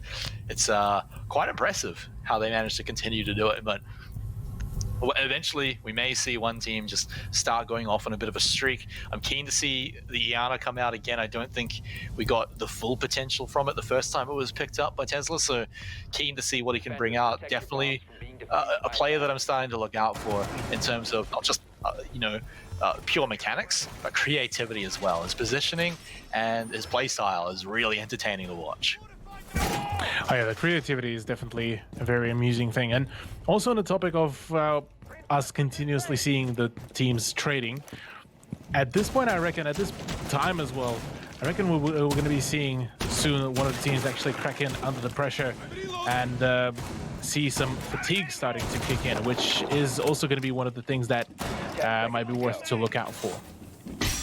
Yeah, and I would say to that both of these teams, particularly the players individually as well, are actually pretty experienced in this sort of thing. So if some of these squads were a little more newer, maybe some of the individual players might feel it, but the teams as a whole, I feel, have been in these situations before. These guys aren't strangers to overtime. They should be able to handle it. But of course, it's all about how much it affects you. So you might be able to handle it, but maybe the other team handles it even better. Yeah, it's still going to be very much a question of who can handle it better. I wouldn't in any shape or form question whether they can handle the pressure. Obviously, I mean, out of all the players, probably Todd, Shade, Sushi, Warden, and Deptred, they are probably even more knowledgeable about that, given that they have managed to get to play on Pro League level at one point or another throughout the Siege competitive history. So here for them, it's a test, same as PC419, but so far they've already managed to prove us on Villa that they are able to get cracking, get fragging, and get to winning really. That's right. And, speaking of winning, Tesla is doing his signature moves again, being very isolated and very alone. But I can imagine he's going to be able to find a way to pick someone off. Oh, hang on, though. Oh, right over your head and into behind your barrier. You're going to have to get right out of there, mate. Warden forced back. Fortunately, he's not really Warden, so he can't just be immune to flashes. And we'll have to just run right down the stairs. Hey, he'll play a little bit safer now. As for now, we are seeing a full-on push through the attic, actually, from the big tower to make sure that the vertical game will be staying true there and staying safe. As PC419 are starting to really start making moves. Sajin actually got down amidst all the firefights right at the front doorway, but Tesla is the one to get things going, actually. Gets the frag onto Deptra. And that is the Jaeger off board once again. Yeah, and now that's just so much less that you have to worry about. You don't have to worry about the Jaeger roaming around at all. Sage is still, bleeding out, by the way, guys. So maybe we'll see PC419 get him up, but it looks like they're more focused on the site right now. So they are getting pretty close to being able to get the plant down, getting the breach going as well. So they are just about there. It looks like Sage did manage to get back up as well. So the full 5-man roster is here, ready to go. But I don't doubt these 4 members of Ferox right now to hold the point. They've got the smoke. They've got Warden as well to take out Vlad too. 25 seconds left means they've still got some gases to drop on that point. They can continue to buy some time. Another trade comes out. They've lost their smoke now as Todd has gone down. So Hun, lying down, bleeding on the ground too, does get back up as well. So it's still a 3v2 right now. 9 seconds, and they're going for the plant. Can they stop Noob getting the plant down? It looks like it's going to go off. Now Ferox, what can they get done? Shade picks up 1 onto Noob, he picks up 2, and he does pay for it with his life. The 1v1 Cthulhu. Tesla versus Warden right now. Can he play around with that hologram? Can he go for anything? Warden trying to get rid of it. The timer ticking down 1. It's going to be enough. It wasn't a bait after all, and he gets it done. Defusing attempt failed. Defenders win. You've got to keep an eye out on these ones. Tesla, out of all the players, he was the one to know about the solo plays, and unfortunately for him, he does not have the time. Props to Warden though for sticking it through. He just decided to get the nerves of steel and just straight on just tough it out. Go for it, and well, we'll be receiving just the prize in full. That is the round point, and yet again the point advantage over PC419 on their own map pick. Yeah, so it does feel like we go back to that back and forth for sure. But again, look, I really liked what Tesla was doing, but unfortunately that solo play at the end just didn't quite work out. But it was very messy, very, very messy. But the fact that PC419 were able to get to the point, get the plant despite all that was going on, the fact that they got Todd down a little earlier to get rid of that smoke was nice, so they didn't have to worry about one more gas going and dropping on their head. And that got them the plant down and got them the win. So sorry, not exactly the win, just in time. It got them close. Ferox there pulling it out at the end. So here we go. Are they going to be able to keep the streak going? Are they going to be able to stop the back and forth? Because I mean, look, one team is eventually going to start pulling ahead. Yeah, one team will definitely crack in at eventually, but I don't think that's yet there. What is interesting to me is the fact that Warden decided to bring in yet another unorthodox operator, and that is Frost. Frost's frost mats are fairly easy to spot. That is if you're expecting them. But if you're too hasty, if you don't pay too much attention, they will down you and pretty much completely immobilize you. Yeah, even easier to spot than the old can traps, so gonna be pretty tough to pull those ones off. So I'm keen to see what Warden's got in his pocket for this one, where these mats are going to be placed down in any cheeky little spots. Maybe if it's just a little bit of a surprise coming in against PC419. So Noob just right on the other side of the wall for Deptra. The second he makes any kind of noise, either of them making any kind of noise, the other one's going to know what's going on. He's called over punt, so perhaps he does know that Deptra sitting inside. They're about to maybe make a push. That melee may have been what they were looking for, but still just going to wait. Still just going to go for it patiently. The shots have definitely given it away. Is this where they managed to get him through the window? They could potentially get him through the window here, but the main attraction here is the fact that Todd has got one of the walls actually fully open. It wasn't reinforced from the beginning. And well, that might not be yet the play, but what was the play is the bait with a drone. Noob, fantastic turnout, will be finding the shot. Once again, Deptra so far and throughout the whole day today has not been seeing a whole lot of success and not been having a fun day in general. Yeah, unfortunately he gets pinned down pretty hard at that in a certain case. Pretty rough to get out of that one. I think he knew he was a little bit doomed, but for PC419, hell yeah, let's get their top bragger just out of the way straight away, nice and early into the round. However, now they've taken some time to get towards the site. They can go for a little bit of a peek here. They may be able to find it. Get that wood out of the way, mate. Vlad needs to aim his shot. That piece of wood blocking him must have been so tilting, but luckily it doesn't affect it at all. But right now, they're just locking down the sight lines. PC419 probably are pretty close to going for the push in. Warden, though, sneaking around. Warden on that Frost. We haven't seen the mats either, what they've managed to pull off, but he's just about to go around the corner. Spider sense is tingling, but not enough.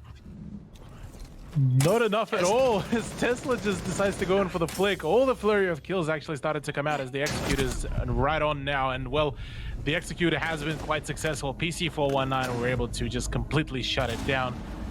We're back to a draw, 2 apiece here, Smite. Of course we're back to a draw. Of course we're back to a draw. Yeah. We're probably going to overtime here. I hope you brought a hot chocolate and hot water bottle, because we might be here till the middle of the night. You know, being Kiwis and all, we're actually here till past midnight, by the way, guys. In fact, it's actually almost midnight now. It's 6 minutes away. Gosh. But it's been fun. It's been worth it, because this match right now has been so unbelievably close, and it's not looking like it's going to change at all. What is changing, though, is now we finally get to see Nomad pop her head out. I'm keen to see what Vlad can bring from that. Disrupting the positions against Ferox would be great. They've pinned them down before. to get an air jab in there to get a free kill, I reckon this is what is a real good strength right now for PC419. Defenders, protect your bombs from being defused by attackers. Yeah, for PC419, they have been so far just their general coordination and ability to kind of play off each one another's frags, matter of fact, is a massive strength. Whereas here for Ferox, they have been kind of more so playing by kind of the return fire kind of policy. They tried occasionally to go in for some aggressions, but it seems that it's not working out. Deptra in particular, he's been kind of the lone roamer, and let's just say things are not really working too perfectly for him here, as he's just being shut down left, right, and center. I mean, look at this. He's currently on 2 frags only after four rounds, and well, that is far from the wanted result that you would have probably wanted. To be fair though, he did have a bit of a rough start in the first match, and he it was exactly 2 frags as well, and then he picked it up and actually became the top fragger for his team. So don't count Deptra out just yet. He's still got plenty of rounds to continue going on, so we'll definitely keep our eyes on him. But I feel like PC419 have been thinking the same thing. They've been thinking this guy can be a problem. We have to deal with them. And so every time they find a member on their own, usually Deptra, they can manage to pin him down. Oh, I love that drone. Little jump and it may be enough information to get a free kill. Noob taken out. Who else but Deptra? Poor Deptra is just getting bullied again. No chance, no revenge for the Jaeger player just yet, as right now, yet another avenue has been completely forfeited. Warden's position is about to get pushed out of the position, but he's planning to still keep it pretty close. He's got Goyo shields, he's got the ADS devices there from Jaeger, and so his position is going to be pretty solid and pretty strong to play off. But main question here is also going to be, how would the armory stairs play out? Yeah, do they push him though, and is it going to happen somewhere else? It looks like he is going to get pushed, or he's at least going to drop down one of his Vulcan shields and buy himself a little bit of time so they can just look out the window. Do they know what's going on? They should surely feel the heat, surely smell the smoke, and know that he's probably got the angle on that window. But whoever is just on the other end, the moment they pop their head right in that angle, it's going to be popped by Warden, and that's the return kill that they're going to be looking for. But he just pops the other Vulcan shield and runs back and abandons the position. Todd, though, and Warden, actually, they're finding the kills that they need, and Ferox are suddenly back in the round. A bit of a switcheroo there by Warden, as he faked falling back and was able to find the frag. Nicely done. Man advantage is in favor of Ferox, but can they emphasize on that? Can they play off that? Because Sajin is still a very scary player to play against with the Ash. You know how things are going. The force of R4C is just a scary gun to play against, but Warden doesn't care. He gets the kill. The breach is going to be coming out, and Todd will be the next person to contest the breach. Yep, Warden with some big brain moves and some high mechanics, and right now it's Todd just on the other end of that wall. He knows that someone's there. Is he gonna be able to find them? He probably heard it, so he's gonna abandon that position right now. Ferox have run the clock down. They may be able to do it, although without Warden it's gonna be a little tough. 2v3 right now. That should be enough for them to be able to hold on to it with enough time. They even have the gases left to keep going, even have the jump right now onto Pun. That's going to be able to take him out. One more. It's going to be Noob, though. He gets it up. He gets the diffuser. 1v2, but half health won't get it done. Ferox, they managed to defend with a pretty good round. Pretty good round indeed. Round 5 to go into their favor. We back to now a 3-2 scoreline. This one will be the decider whether we're going to be seeing once again a draw at the end of the first half, or whether one of the teams, aka Ferox, will be able to run away with a 2-round differential here. Oh, come on, you know where we're going. You know what's happening. Oh, yeah, I know where we're going anyways, yeah. No, it's not even going to go any other way. It is just going to be back and forth. We had a few 2 rounds in a row in the earlier map, but it doesn't look like we're going to be seeing that so far. It's the return of Nook, maybe. Yeah, there it is. Okay, he almost baited me, but Tesla's going to be locking that one in again, so keen to see how it works out again. It worked really well last time we saw it. It worked out kind of 50-50 last time, first so kill maybe. Oh, yeah, first kill, yeah, true, yeah, my bad. But yeah, I'm curious for this defense, because last time Ferox won it by the fact that Warden just stuck at the defusing. Are they going to be able to defend it well enough, or are we going to be seeing just PC419 just plow through that defense? Well, they've managed to find their ways through the defense pretty well before, but it's going to be...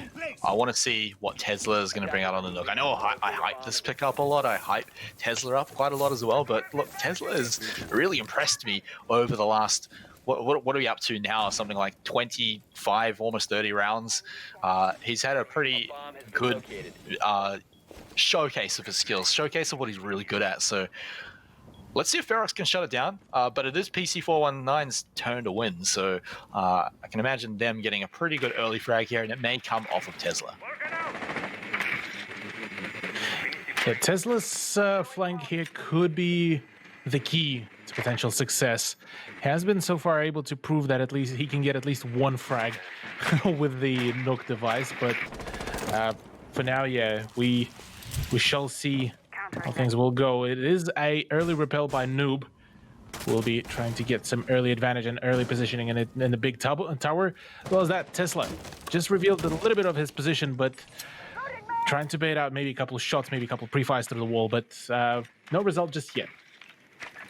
Yeah, now Tesla's got a pretty decent position now, so he's just going to drone out to see if he can find any extra ground, any extra opponents. He's got a little murder hole as well, so he can catch anyone out on the other side of that.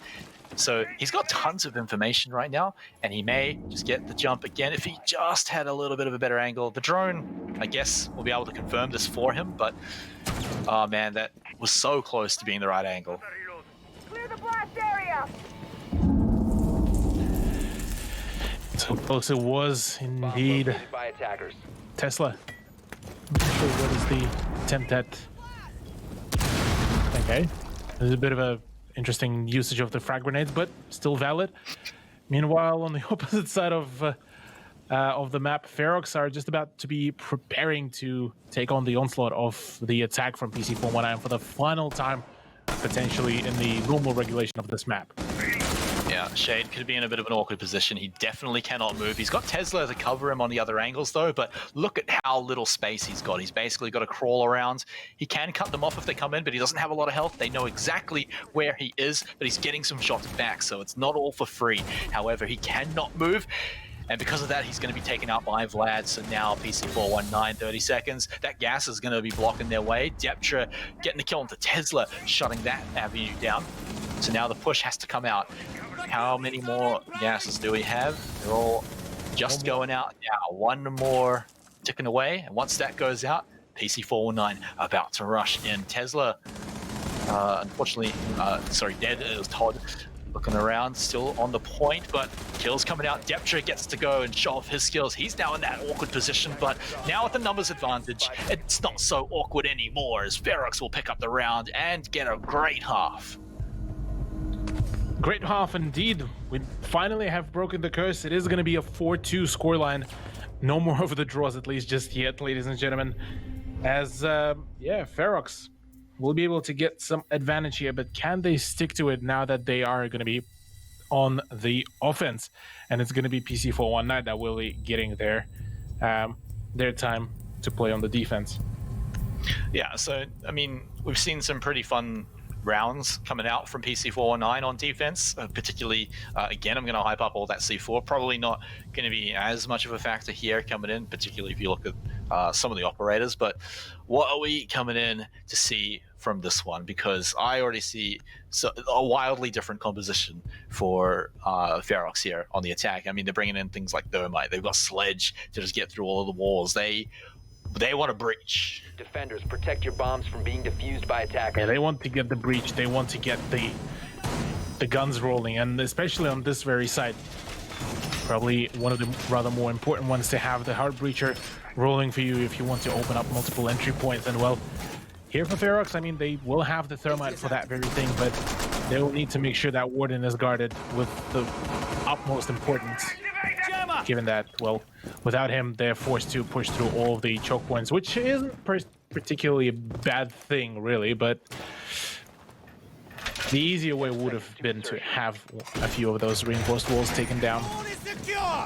And one thing that Ferox are going to have to watch out for is the time on their push. You look over at what PC419 have got. Smoke's always going to be able to buy a ton of time. Goyo combined, it means that even he can buy a huge amount of time, and we saw how much time he was buying when it was Ferox that was on the defense, so Noob is definitely going to be able to do a similar sort of thing. So Ferox are going to have to get their plan done and execute it pretty quickly and efficiently. Yeah, efficiency is definitely going to be key here for Ferox, as they're going to be starting their push, interestingly enough, from the view tower, or from the large tower, however people would prefer to call it, but this is going to be the main avenue, the main foothold for Ferox to attempt to play off, as Noob is already down. Interesting. Yeah, I wonder what happened there. Right? Maybe, yeah. So okay. Of course, knocked down in his own flames, which is always fun. So Deptra will be happy to take the credit for that one somehow. Although it's weird because when it's the Goyo flames that gets the kill on the hostages, then it's Goyo's fault. So what's the go there?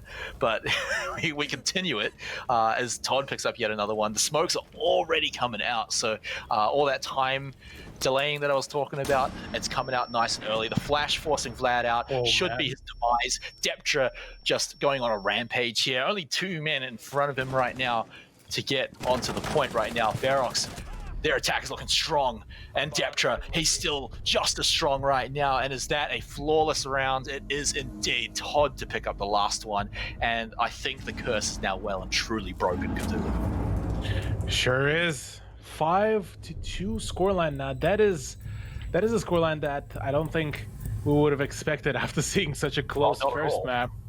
Not at all, indeed. And well, now it's only 2 rounds away for Ferox. Still plenty of road to be done by PC419, but now it's going to be the question: was the previous round, was it a fluke? Was it rather a very well coordinated play and rather not a fluke? So if Ferox are able to solidify the match point on this very round, and round number 8, is just going to show that, well, they're all fully prepared. Their attack is much more smoother than what we saw on defense, and well, maybe, just maybe, we might be able to see a fairly quick closure, but I'm not really tempted by that idea at all, because knowing how powerful PC419 can be on the defense, I'm rather expecting a full-on comeback here. Yeah, well, I mean, think about how that round was lost for PC419. It started off with Noob getting down, so clearly he was in a bit of an awkward position. You don't expect a Goyo to be in an awkward position. Usually they're the ones that are nice and fortified up with all of their Vulcan shields. And so losing him early on suggests that they lost their positioning very early on. So we talked about Ferox having to go and get that plan executed very quickly, and it sounded like they did exactly that. So the question is, did PC419 learn from that one? I mean, they're not picking up the Goyo this time, so they're going for a slightly different strat. But, I mean, Ferox, look, they punished the positioning mistakes out of PC419. Are they going to do it again? Yeah, I mean, well, right now the main differential here is the fact that there was a spawn peek rather than a passive hold that Deptra was trying to do in the armory. So for Vlad, this is going to be quite a different experience here. Apart from that, really, Deptra, well, we saw what happens when you let him just go wild with his plays. He was able to just go absolutely rampant there on the offense. So if he stays alive here, we just might see some quality performance from him once again. Yeah, although we've also seen him just get completely pinned down in an awkward position and unable to do too much. Although this is definitely it's the time in the map where Deptra does start popping off. So I don't expect it to happen too much more. You've got Todd up on the roof as well, just going to be tracking all of the electronics, making sure that he basically knows the path that his team needs to take and exactly where to take out all of these traps. And so you can see it's working out as they make progress inside. And the first frag does go into the hands of Todd. Fantastic headshot, and that is on the top frag on the big player, that is Tesla. So him off the board is going to be a solid beginning here for Ferox, but they need to emphasize of that play even more. Vlad is still lurking downstairs, and I don't think Ferox are very much knowledgeable about that fact. So if that C4 is going to come through, this is where they might start seeing their downfall, but for now it's just the potential for a C4, that's all. Yeah, and the difference between this round and the last one is that it's taken a whole lot longer on this round for Ferox to make progress. Yeah, they got a free kill onto Tesla, but now there's only a minute to go. There's still all the utility for PC419. It's not like the gases have been forced out too early, so they're going to be fine to buy a whole lot of time. Even if they started throwing gases now, they'd probably still have plenty of time to keep them off, deny the plant. So Ferox basically have to rush in and get the position first. They can't really afford to let Pun just sit back and pelt them with the gas. Yeah, Pun has so far managed to actually flex quite a few roles here and there, really. Him being able to play on a smoke, him being able to play on a Kayed, no matter what, the man is just an absolute beast when it comes to fragging it. So here he might just be able to find some success here. Oh, Deptra, that's a bit of an unfortunate drop down as he falls down, and a bit of a trade coming out. Sushi gets down, but so is Pun, and oh my god, this is just double kill for Pun straight away, 1v3, but his position has been revealed as he's just being hunted down, and the time has been ran out. PC419 just drained all the time as Ferox were just unable to get any closure whatsoever or find them in time. Yeah, and that was the problem. I mean, we already saw when they ran in, they lost. I mean, they actually managed to pick up a kill as they ran in, but it was Deptra that got completely down, and yeah, he got revived. But by then, there was something like 20 seconds left, and people getting revived on the floor below the site is just not a position you want to be in. So props to PC419, particularly Pun, for surviving right until the very end, because that round wasn't winnable unless he managed to clutch right there, get those kills, and still survive. So shout out to Pun for making it work for his team. Now, Cthulhu, we head to the basement, and we're also going to pick up our phone and call in Clash as well for PC419. Defenders now, the Clash pick is definitely a noob. Noob, I don't recollect Noob playing a whole lot of the Clash plays, but if it works out, if she is able to assist with getting the frags, that's all that really matters out here, really. Because she still has a fantastic SPSMG that has been recently in the newest DLC given to Callie as well. So yeah, I mean, her shield is going to be quite a powerful tool for the potential attempt to wedge out some of the attackers from their safe positions. Yeah, and also the info gathering basically being a big old drone for the defense team with that big shield. So finding someone like Deptra, right? If you find Deptra and get in a position for your team to take him out, get the peek, and even get the pre-fire onto him, take him out early, take him out for free. That is what you set up to come back into the round and just continue this defense. Because remember, that we're very close to Ferox getting that match point, and that's where things can start crumbling if they get it. So very important round right now for PC419 to take a win.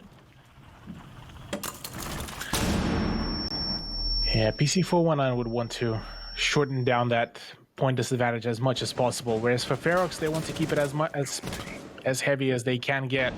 Tesla tries to get in for quite a dangerous, a little bit peak, but here, with the fact that Deptra is not really getting a whole lot of help on his side, well, at least not just yet, he might not see a whole lot of success. Drone comes through as Tesla's position has been fully revealed, and Todd will be the one to go in for the peak. I believe Tesla is now fully knowledgeable about that push from the main stairs, and Noob is all prepared to angle his shield the right way.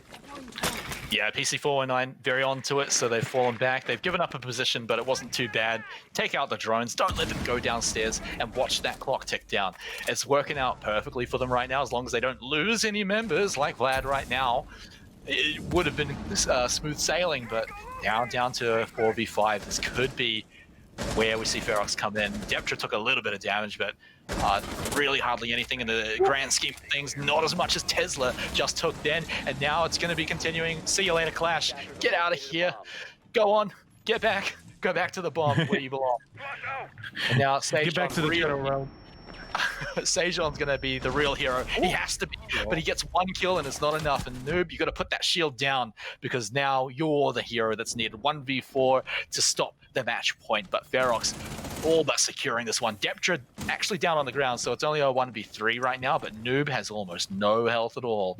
The plant going down. Sushi going to lock that one in and say, Noob, come on, what have you really got? And apparently the answer is nothing. Ferox on the match point.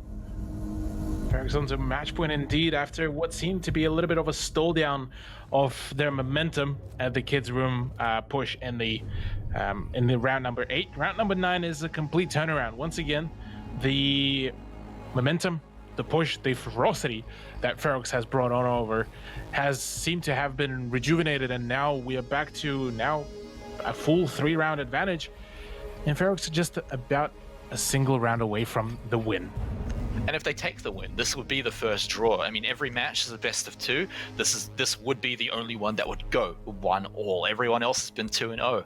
That would stick both of these teams in the middle of the leaderboard, which would make for a really interesting week number 2. But let's hold our breath, Cthulhu, because we still have to get there. There's still totally a chance PC419 can bring this one back, but it is a very uphill battle from now. 3 rounds in a row where they cannot lose. No more room for mistake.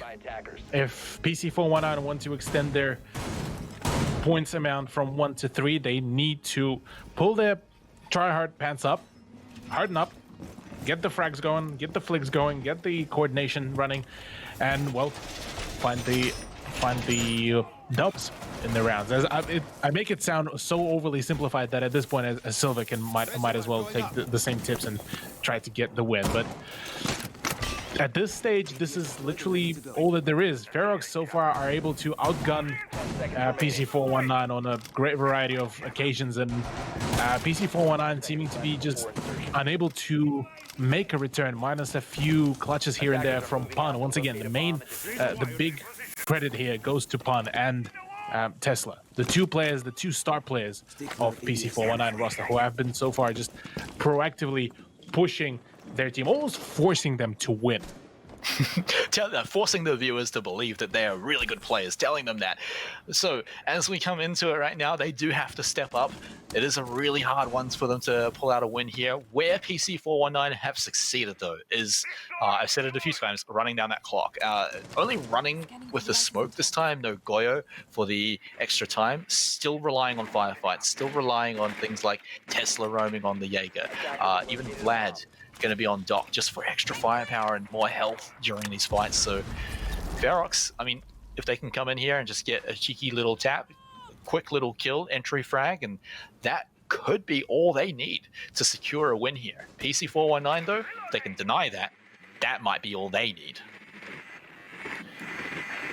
Yeah, they have the long-range engagement potential in the face of Vlad on dock with the ACOG MP5.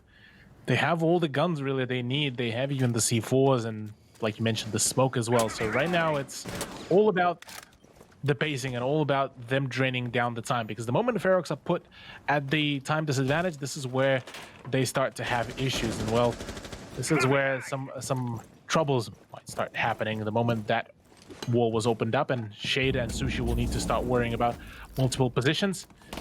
And Warden will need to make sure to get the breach going, and it will be breached without any contention whatsoever. All right, let's kick things off, Cthulhu. Potentially the final round, and potentially Deptra's final life as well, as he's taken out very, very quickly into it from the hole that they made.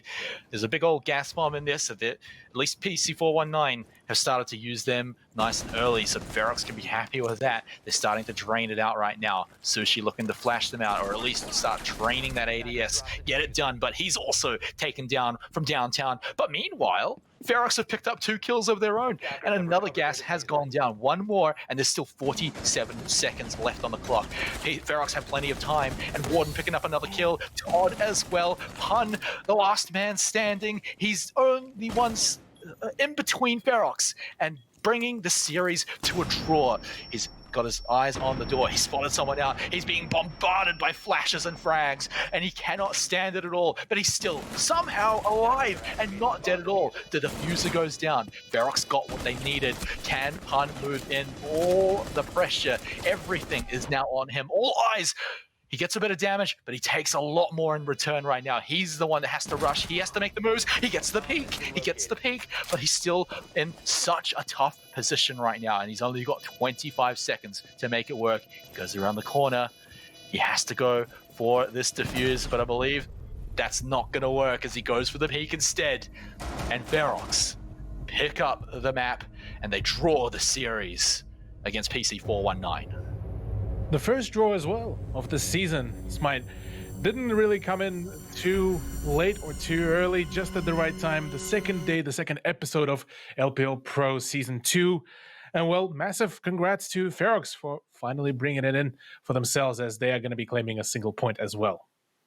Yeah, so now we actually get a real interesting leaderboard where you've got a whole lot of teams right at the top, a whole lot of teams right at the bottom, and then these two teams are right in the middle. And Right in the middle, the most ridiculous thing is, Cthulhu, I think these might be the top two teams sitting here. So they may have had their hardest match here in the very first week of the season. So week 2 is going to be really interesting, I reckon. Oh yeah, the next weeks are going to be all further down the line, are going to be all quite interesting. To get a quick recap, ShadowNet versus Bizarre battled it out initially today, and it was a 2-0 victory for Bizarre. Fairly swift one as well, might I add. The second map was quite a close one. And then we got the PC419 versus Ferox just finished up, just wrapped up after having a very tight series, mainly during Villa on the first. And that could have been a 2-0, because remember, Villa, that was the overtime, so could have been a 2-0, but as it stands, it was in fact a 1-all. So let's take a look at your leaders on that leaderboard. Skyfire and Exsto sitting pretty stoked that ended up in being a draw, because it's got Ferox and PC419 nice and in the middle of that leaderboard. Also Bizarre sitting above them with their own 2-0. And then down at the bottom, we got 3 teams, unfortunately, yet to pick up a win. ShadowNet, Bantz, and Bless. So these guys definitely looking to get some vengeance as they come into next week. Yeah, they sure do. They will need to kind of get themselves back up and running, get their mojo back in track, and just get their strats true as well. Because, well, both of these all 3 of these teams are very much able, and they sure can still show us that very thing.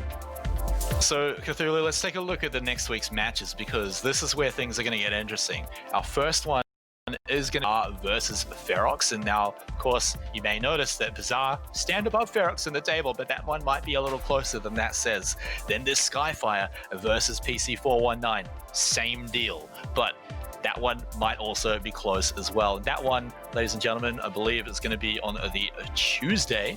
I'm not sure if we've got the Wednesday matches to bring up as well, but those are going to be coming up next week, and I'm keen to see how that affects the leaderboard.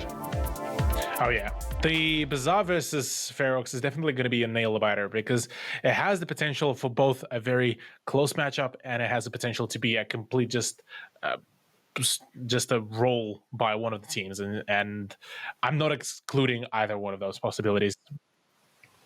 So we could perhaps see anything, and of course, we also will get a chance to see some of those teams down the bottom of the table get their own chance to pick up their first wins. I believe at least one of them will have to walk away with some points at the end of next week. But guys, that is all the way in the future. You're going to have to wait a whole week for that, because that is all of us for the show today. So thank you very much, everyone, for joining us, and shout out to all of our sponsors, particularly Vodafone, for supporting us. And guys, we're going to be back next week with more Rainbow Six, so we'll see you all then.